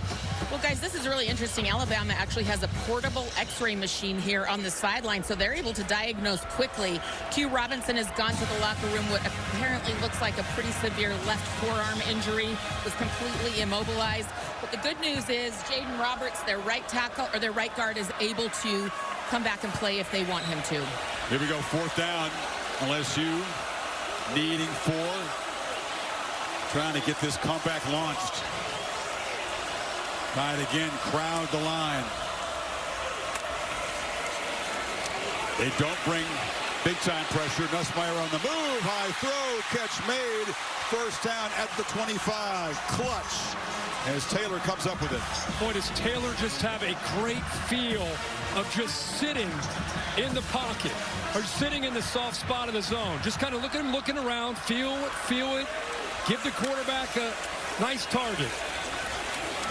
Nussmeier again on the move, surveys, flips it down to the 5-yard line. Lacey finally makes a big play, steps out of bounds after a 21-yard gain. LSU set up 1st and goal. Now, Nussmeier's moving around more tonight than maybe he has all year put together. Good job again, using the legs, buying the time, and then locating his favorite target, Lacey, for huge yards inside the 5-yard line. Yeah, normally his favorite target. First time they've connected tonight. 13th play of this LSU drive. Trying to find the end zone for the first time. Trey Green, 6'7", all the way at the top, number 14. Williams dragged down after about a half-yard by L.T. Overton. It is tough to call plays for Joe Sloan. When you're getting whipped at the line of scrimmage, and you're getting the teams more physical, you got to come up with some answers. And Nussmeier's legs have helped on this drive. Taylor, slot right. Williams is the back. And Nussmeier across the middle. 3rd interception. Monte Lawson makes the pick right at the goal line. It will be a touchback. Nussmeier's 10th interception of the season is a disastrous one. Wow, the veteran Lawson makes the play. What a great job of passing off one receiver and then going to the next. Watch him in the inside.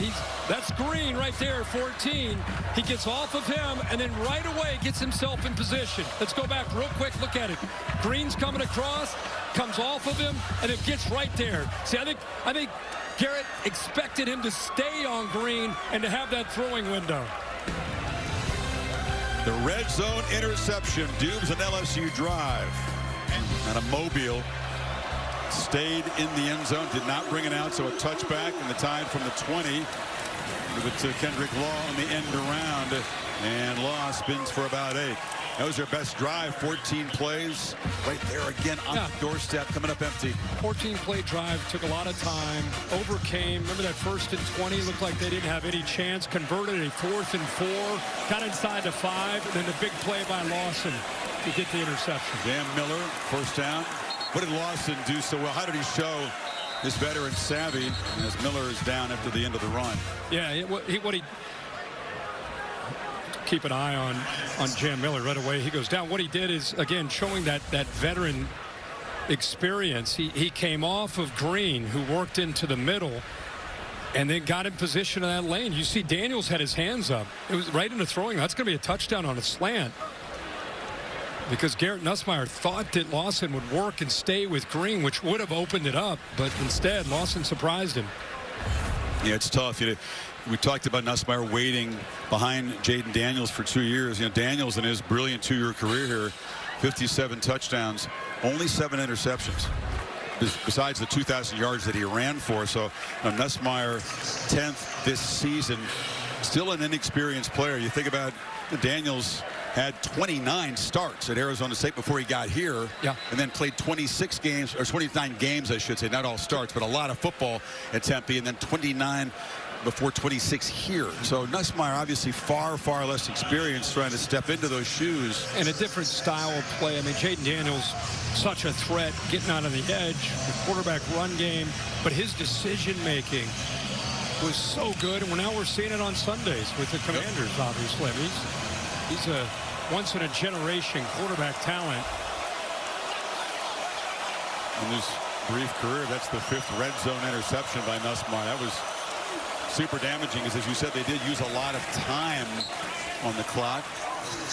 Could not cut into the lead. Justice Haynes in as they check out Jim Miller on the sidelines. Short game. And they'll still line up, trying to play with some tempo here.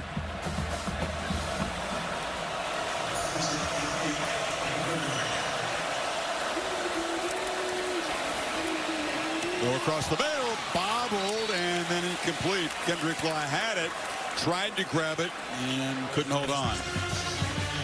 Love how Jalen Milroe works his eyes from the left. I know he didn't complete this, but he knew exactly where he wanted to go with the ball.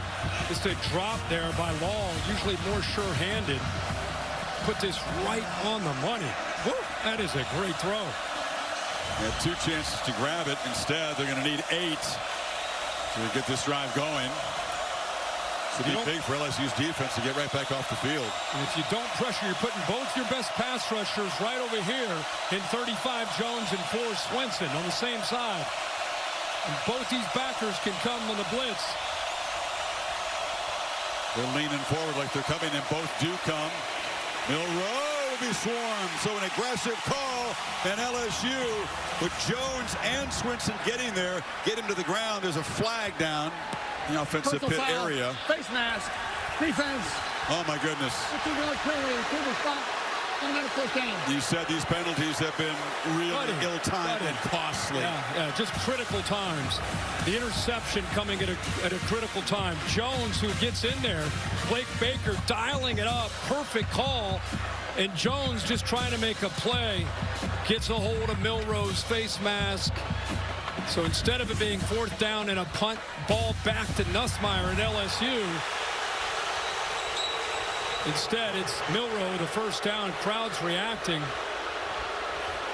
they didn't think it was enough, but there's some debris getting showered on the field.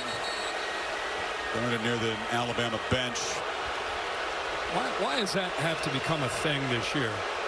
Some idiots do this at Texas, and now all of a sudden we see it popping up in college football. Enough's enough, clowns. Just, what are you doing?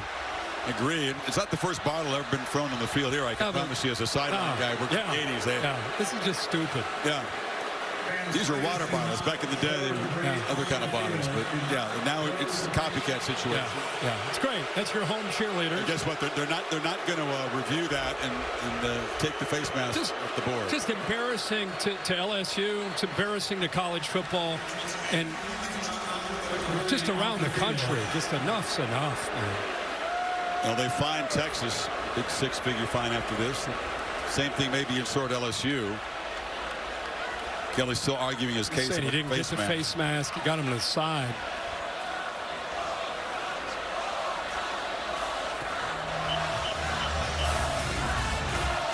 Another look at it. What do you think, Bill Lamagnier? Even if you grab the side of the helmet, the opening there, that's still considered a face mask. So it's a correct call. Okay.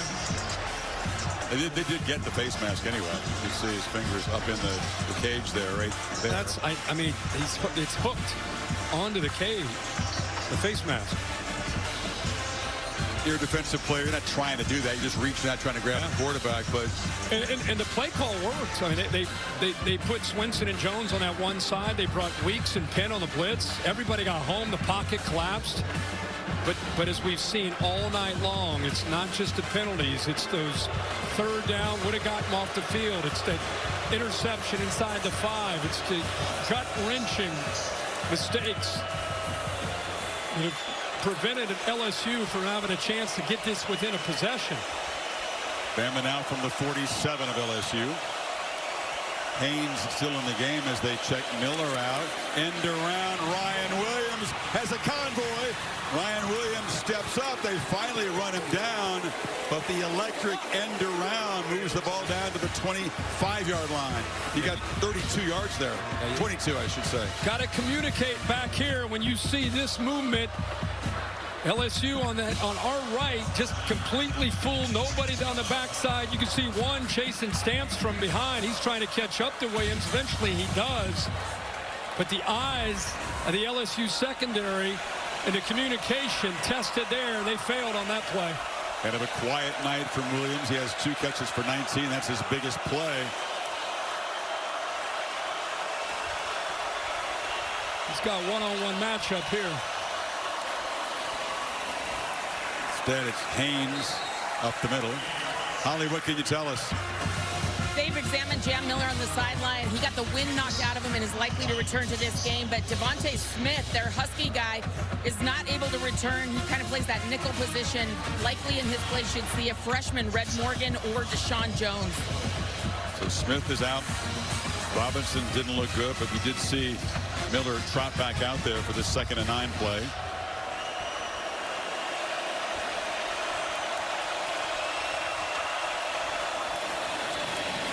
And he's got the football, and Jam has dropped down. LSU's done a pretty good job containing the Alabama tailbacks. It's been Milroe that's hurt him more. Oh, yeah. Explosive runs. Yeah, you know, I think that's the... When this Alabama offense starts cranking, you get caught up in trying to stop a lot of different things. And I think Blake Baker knew that coming in. Longest run for a Bama tailback tonight is 8 yards. Milroe again, keeper. Jalen Milroe to the house. The hat trick, rushing touchdowns for the Tide quarterback.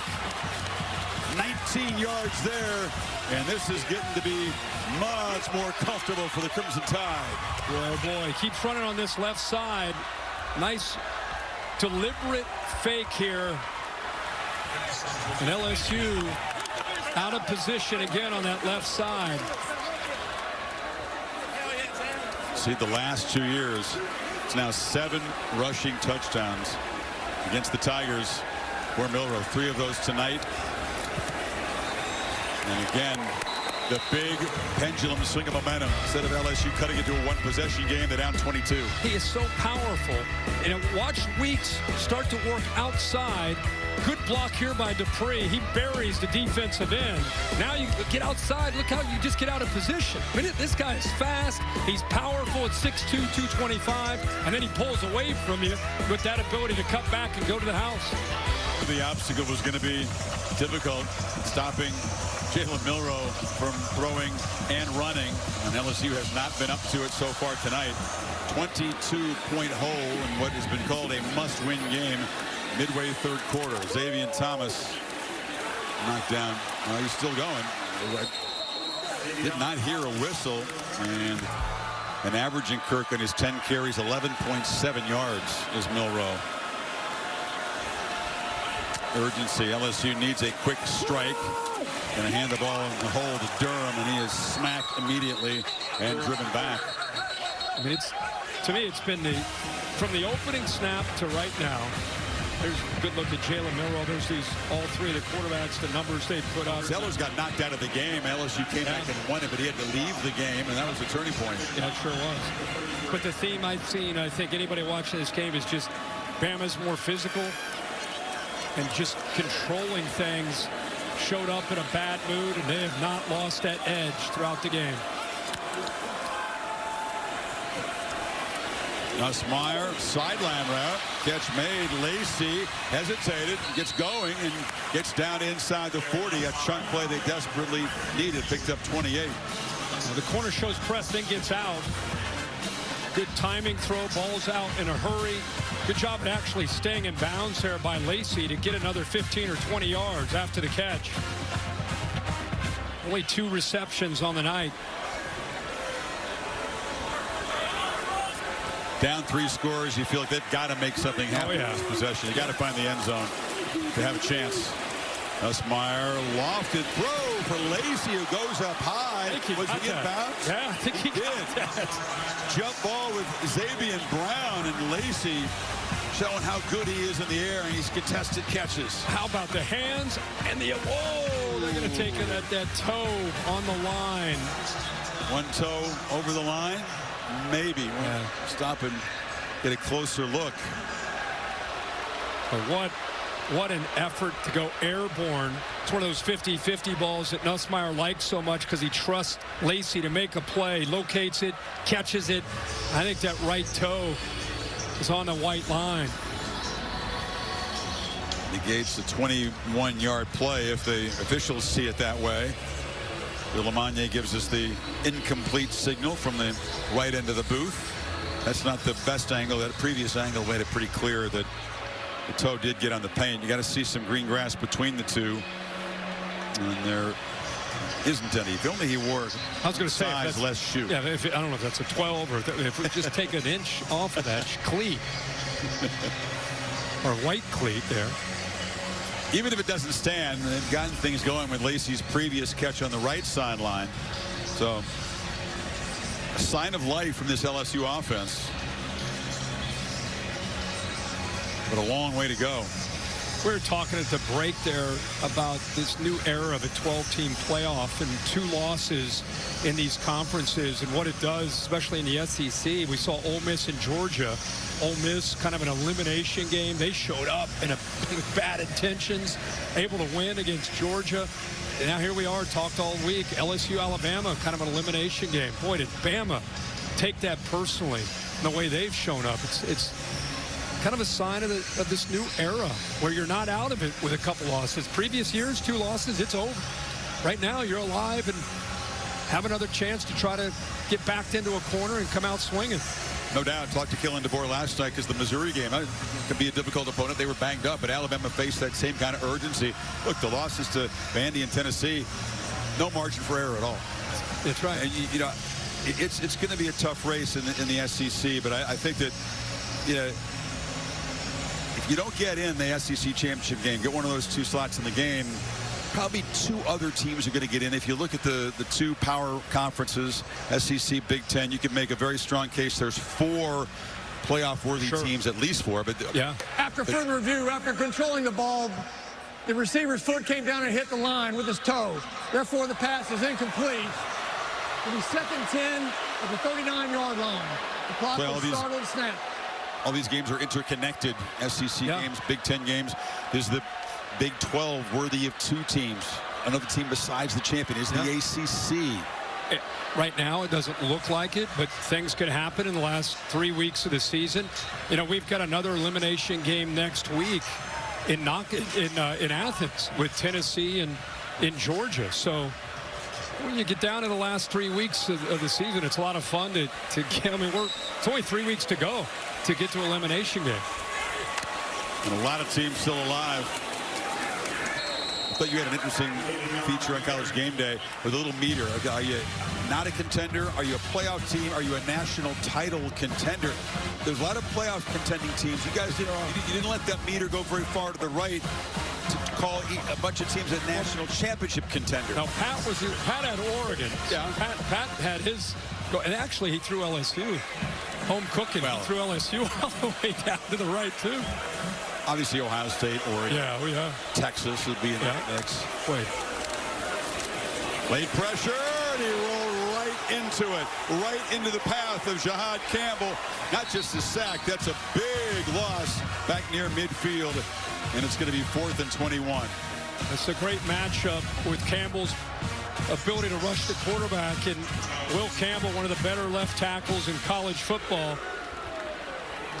He gets to the edge, and Garrett Nussmeier's had some success escaping out to kind of that back door of the pocket. And that time Campbell anticipating that threat, just waiting for him to turn into him, and comes up with another sack. Oschendorf on the punt. How good is 11 playing tonight? Lights out. Campbell and Lawson continue to be such strengths in the middle for that Alabama defense. Play of game, offense, 5-yard penalty, remains 4th down. Just backing up Oschendorf there. So that's 2 sacks now, Kirk. They have 2 takeaways. They were tied for the SEC lead coming in with 18. So add 2 more to that. And it's been the MO of this defense. Get after the quarterback, take the ball away. Again, Kane Womack has come up with a plan tonight, and the way his defensive line is played, how violent they've been at that line of scrimmage, freeing up those 2 inside linebackers. It's been a thing of beauty to watch this Bama defense. Fair catch made at the 15. Feel like a member of the staff. He's halfway on the field sometimes. I love it.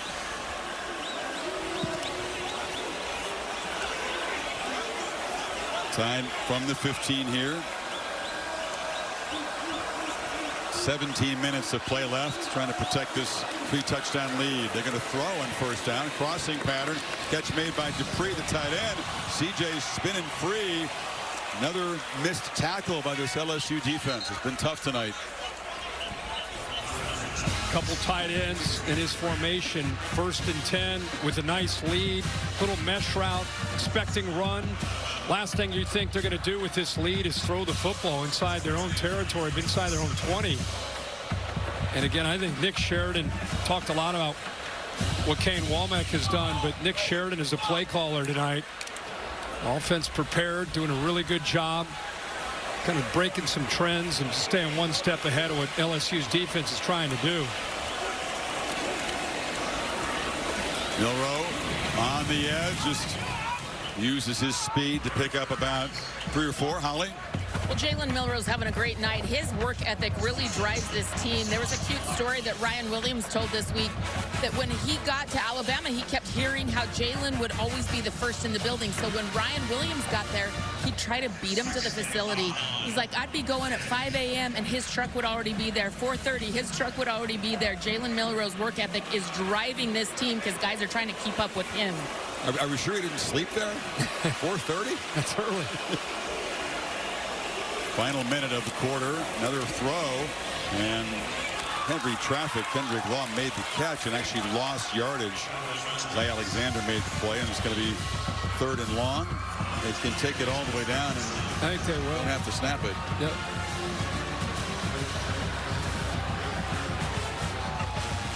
Pretty good 3 quarters coming into Death Valley, up 28-6. Some teams respond well to what you talked about, that must-win mode. Alabama certainly has. Ole Miss did today. Yep. Georgia, LSU, not so much tonight.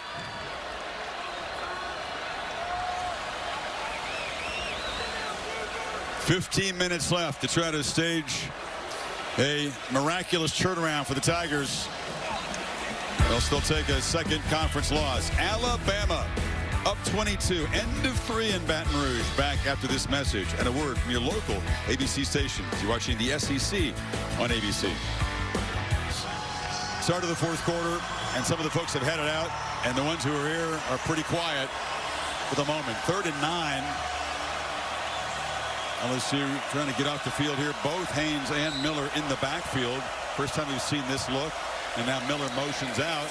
Milroe just takes off. Guess what? Quarterback run. Jalen Milroe with the sprint. Number 4 with his 4th rushing touchdown. 72 yards. A dagger to the Tigers' hopes. And Milroe continues to absolutely terrorize this defense.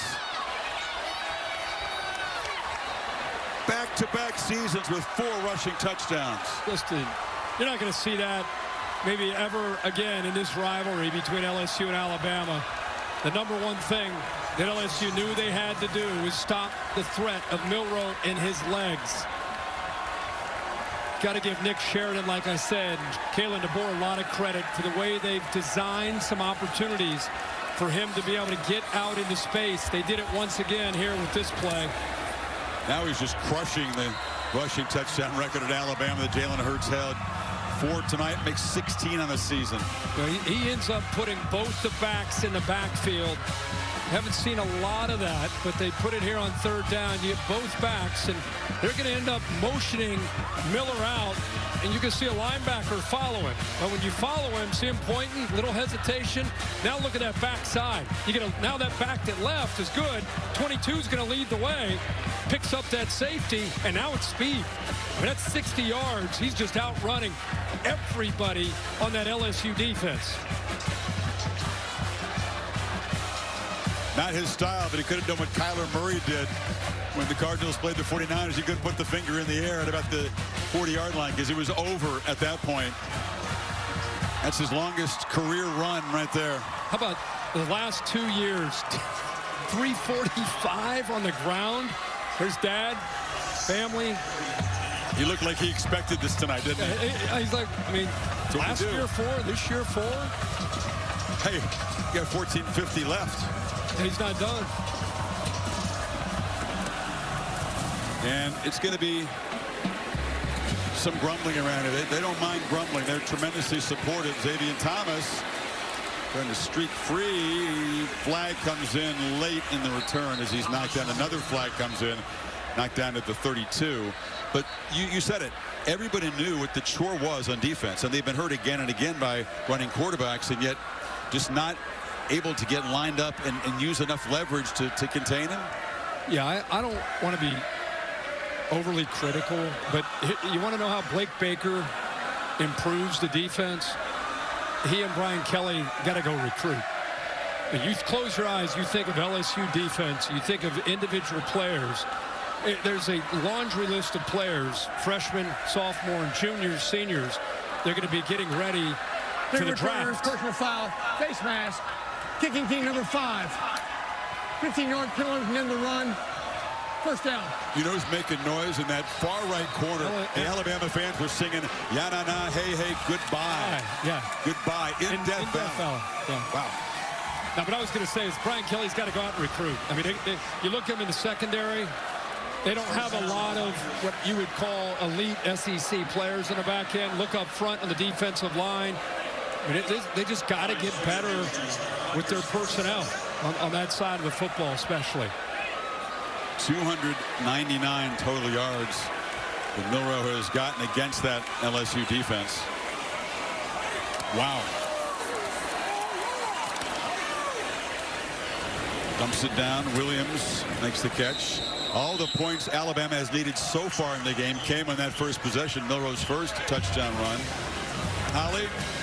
Well, Jalen Milroe is one of the most competitive people you'll meet. His mom, Lola, was telling a humorous story about when he was a kid, they would race to drive home. Who would get home at what time, and they would guess the time. I'll tell you more after this play.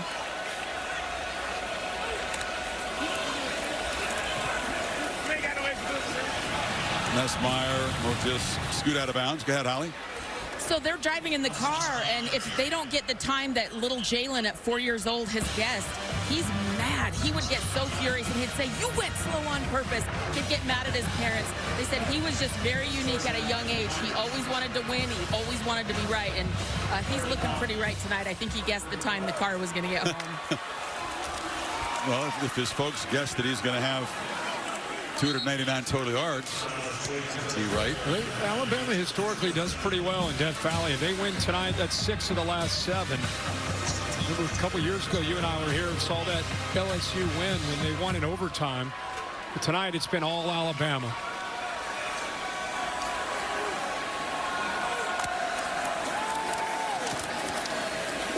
And Nussmeier, pump fake. Flag comes out as he chucks it incomplete on the far sideline. That was in the area you'd expect it to be a hold. We said at the top, they've been the one program to be able to come in through the decades and handle the Tigers in this place, and physicality is the common thread, and it was again tonight. Personal foul, hands to the face, defense number 90. 15-yard penalty, previous spot. You know, automatic first down. I think beyond just this game, I think when Alabama tonight has been backed into a corner, this football team, I don't know how their next 3 weeks, you look at they're going to be heavily favored with their remaining schedule. Who knows if they get to Atlanta or not. But when they show up with a focus and an eye of the tiger approach, they're going to be tough for anybody to match up with. I think the nation was reminded tonight that Kalen DeBoer, who gets a lot of criticism trying to replace Nick Saban. Well, Nick Saban didn't wear a T-shirt, or Nick Saban didn't do this. I mean, we all knew when he stepped into that shadow, and he knew how challenging it would be. And with a couple losses, there are a lot of people saying, what the heck, what's going on with this new guy? And they've kind of sat there and endured and got stronger as a group. And I think they reminded people tonight not to count Alabama football out, ever. And definitely this year, they have a team that when they play like they did tonight, they can play with about anybody in the country.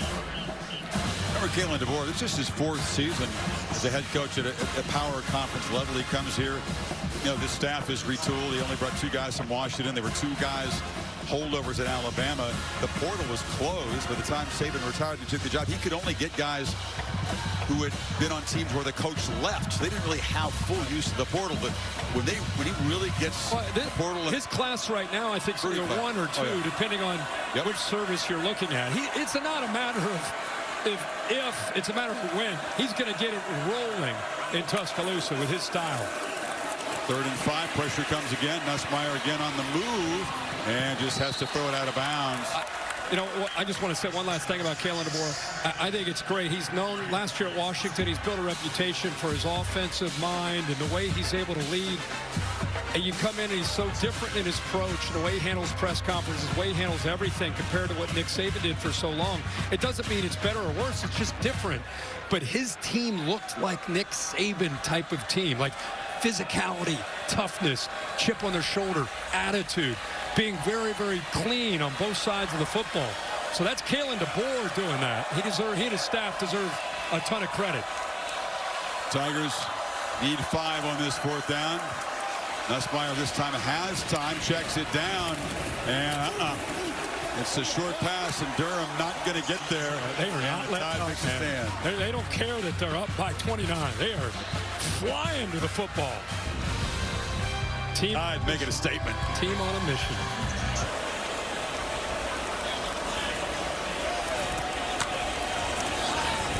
Starting offense still in the game, and off to Jam Miller, who powers downhill for 7. It's been interesting to watch Jalen Milroe tonight. So much attention on him coming into this game. How would he play? What kind of start would he get off to? Did he get his rhythm established early? Of course he did.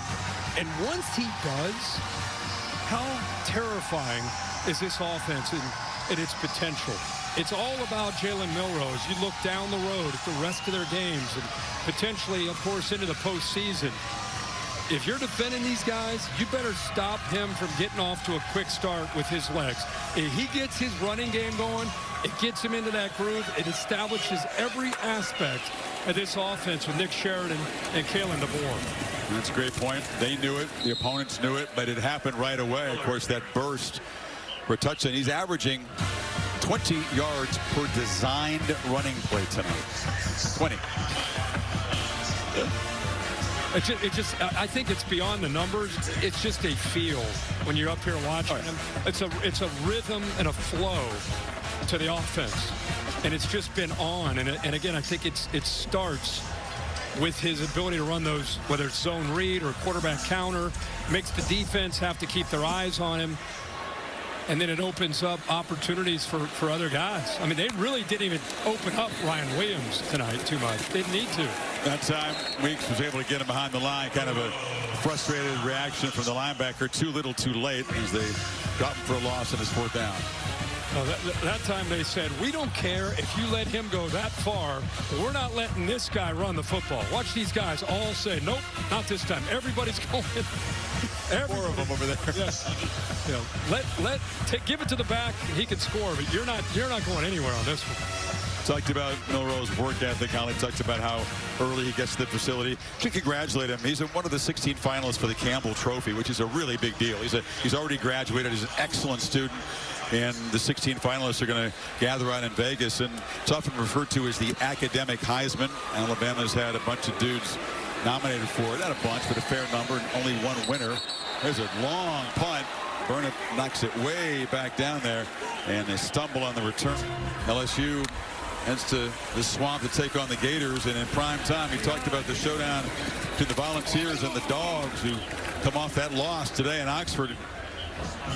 Ole Miss and Alabama, big statement wins, must-win games. And now the scene will shift to Athens, where it'll be that same MO next Saturday night. Oh, yeah. Like you said, some rise to the occasion.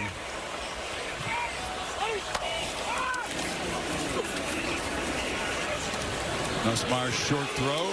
Durham pays the price for picking up the yard, knocked down quickly by Jones.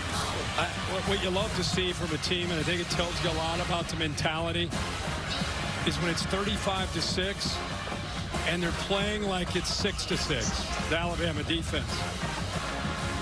Look at Coach Womack there, the same kind of intensity, the same focus. They're not caught up and, hey, we're up by 29, game's over. They're playing like they're losing right now. This would be back-to-back games, Kirk, kicking the opponent out of the end zone. They preserved that shutout against Missouri in their last game 2 weeks ago, but the starters back in on the goal line. He kept the Tigers out of the end zone. And these guys are flying around tonight like they don't want to let LSU get near the end zone.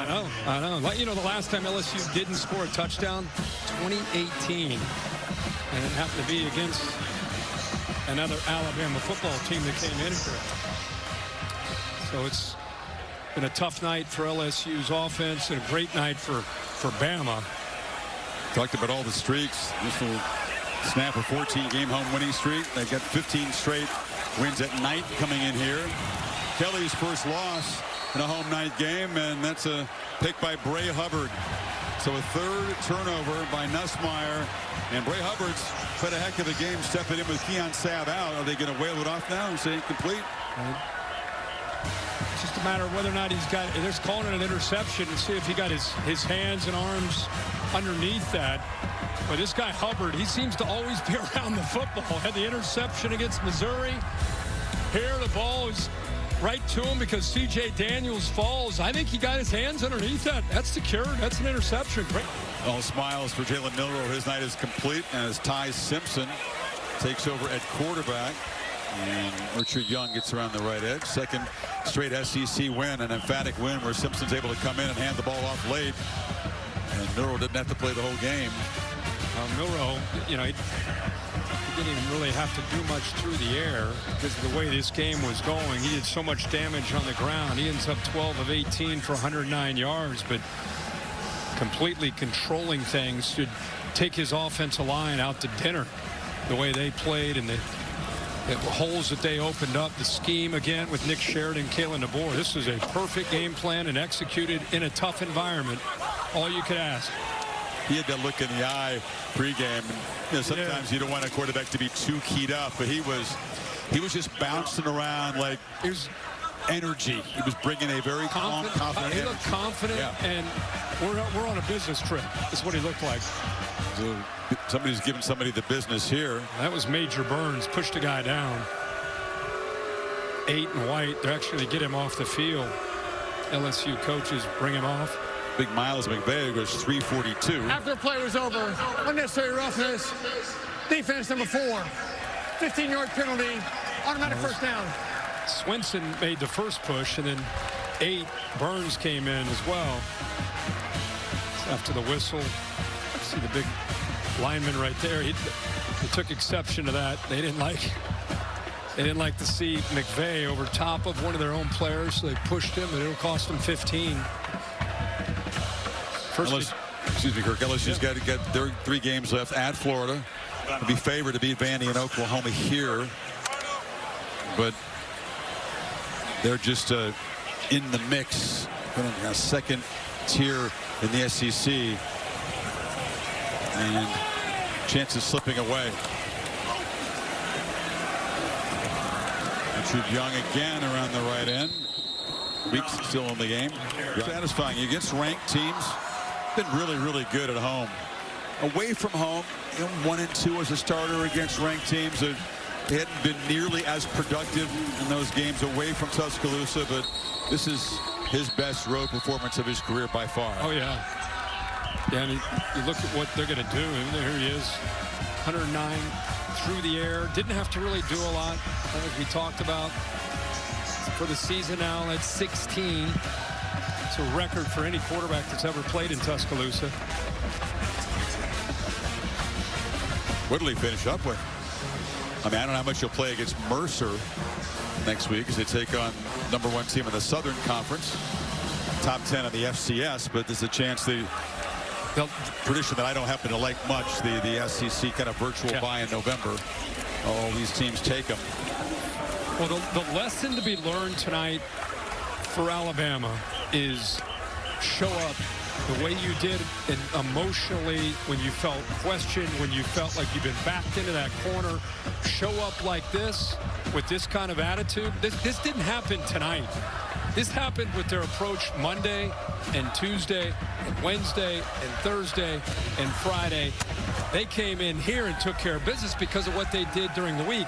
They're going to have to do that the rest of the year. You can't celebrate, well, look what we did in Death Valley, and it's over. You have to keep preparing and showing up like people don't think you could be that team. When they do, again, they can play with anybody in the country if they play with this kind of attitude and energy. Holly, what do you think?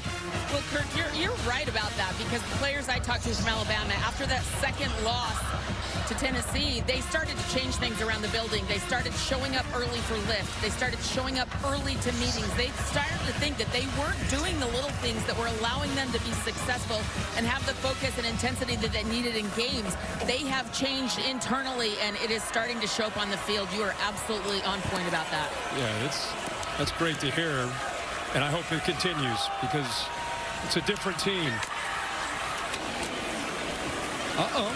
Simpson, a keeper, and ran into Weeks.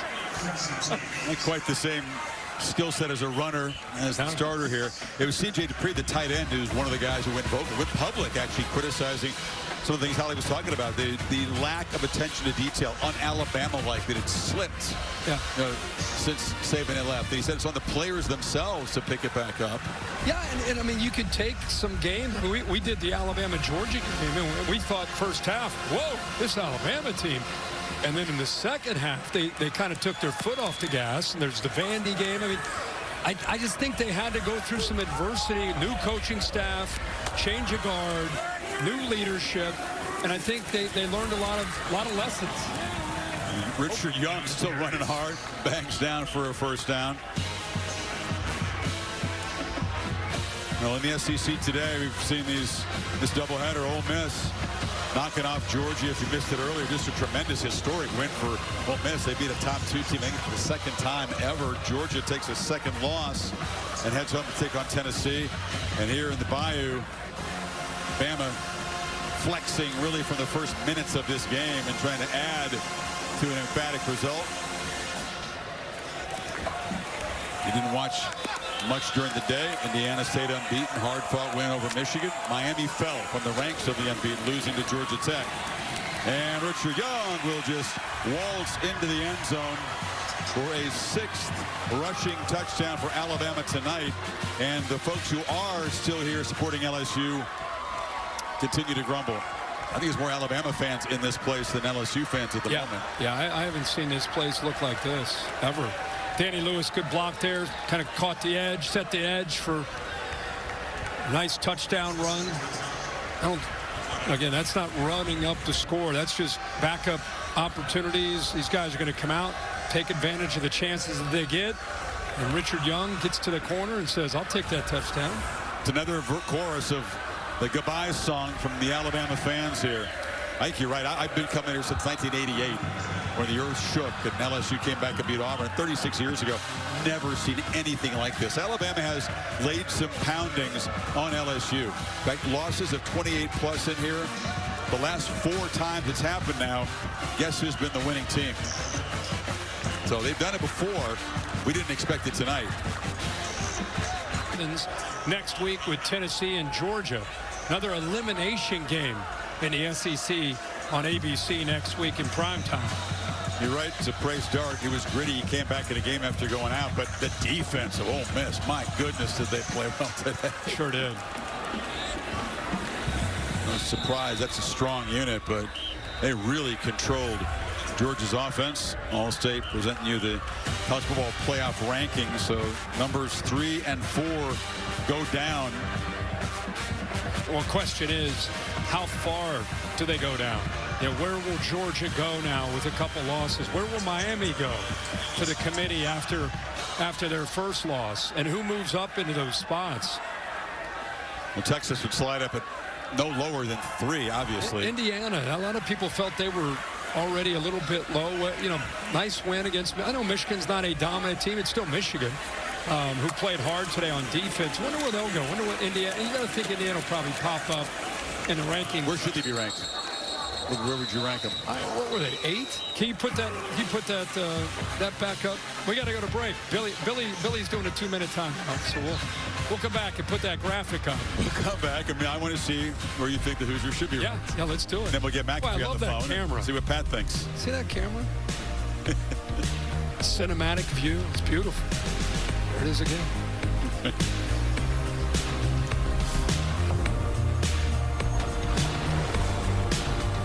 He's downstairs. Flat-handed. He's down here taking a victory lap down there. Well done tonight. These LSU fans, mercifully, just 2 minutes to go here. Nussmeier in the pocket, still hanging in, and delivers a pass underneath. And that's Caleb Jackson. What's better, you think, if you're on the road in a big game? The guy that's upstairs who had a heck of a night calling plays downstairs was still a little under 2 minutes to go. That's better, or an empty stadium, or an empty. Yeah, let's check it. Let's check in with the Alabama coaches box. Yeah, we've got an empty box. There's a guy up there in the. The guy up there is, I think he's just cleaning up after the coaches. Well, the Tide cleaned up. And it is a very satisfying thing. You don't get many chances in this conference to go on the road, empty the building like they did. It began in the 3rd quarter, and then have a pep rally down there in the corner. That's a great shot of Milroe with Nick Sheridan. Yeah, again, when you play or coach at Alabama, you're going to feel that heat, right? Just like LSU's going to feel it this week. Ooh, yes. And you could see that embrace of, that's what I'm talking about, type of embrace with Sheridan and Milroe putting it together tonight.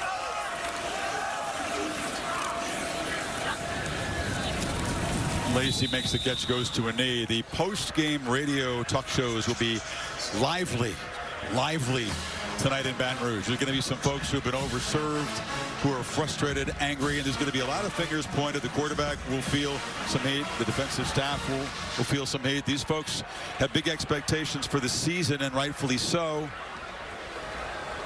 But this was a shocker. They do call the show after the game? Oh, yeah. Yeah.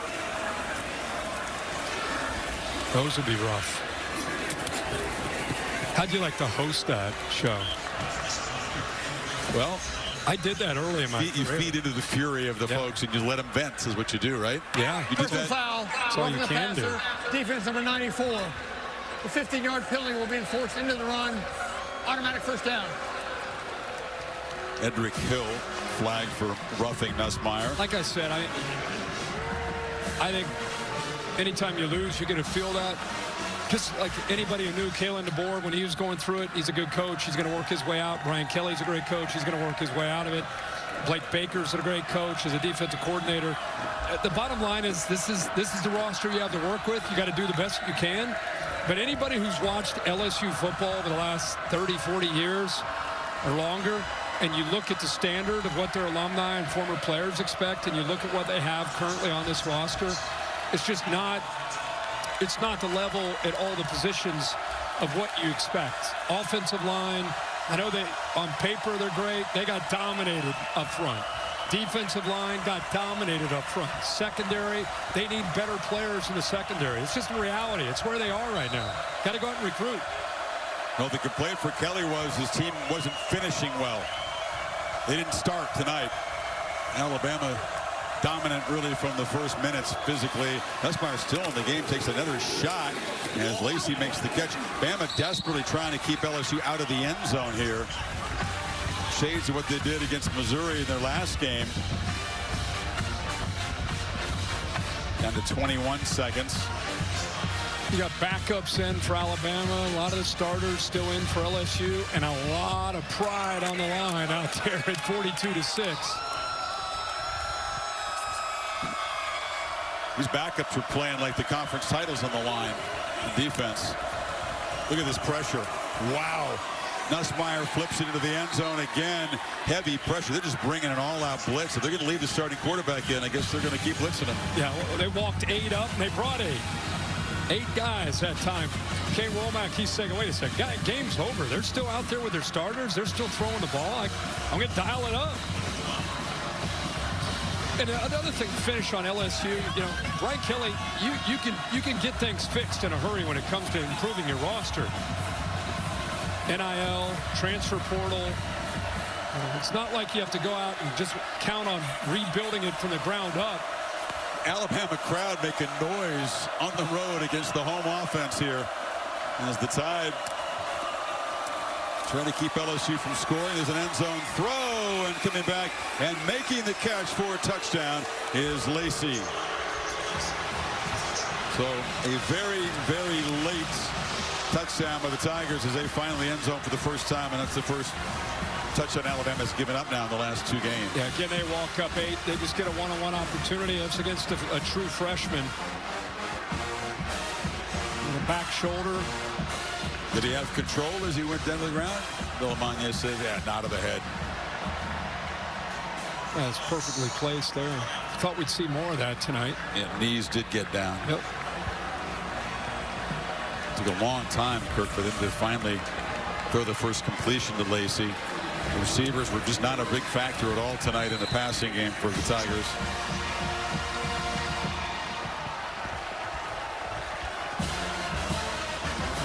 Womack's defense showed up, showed out.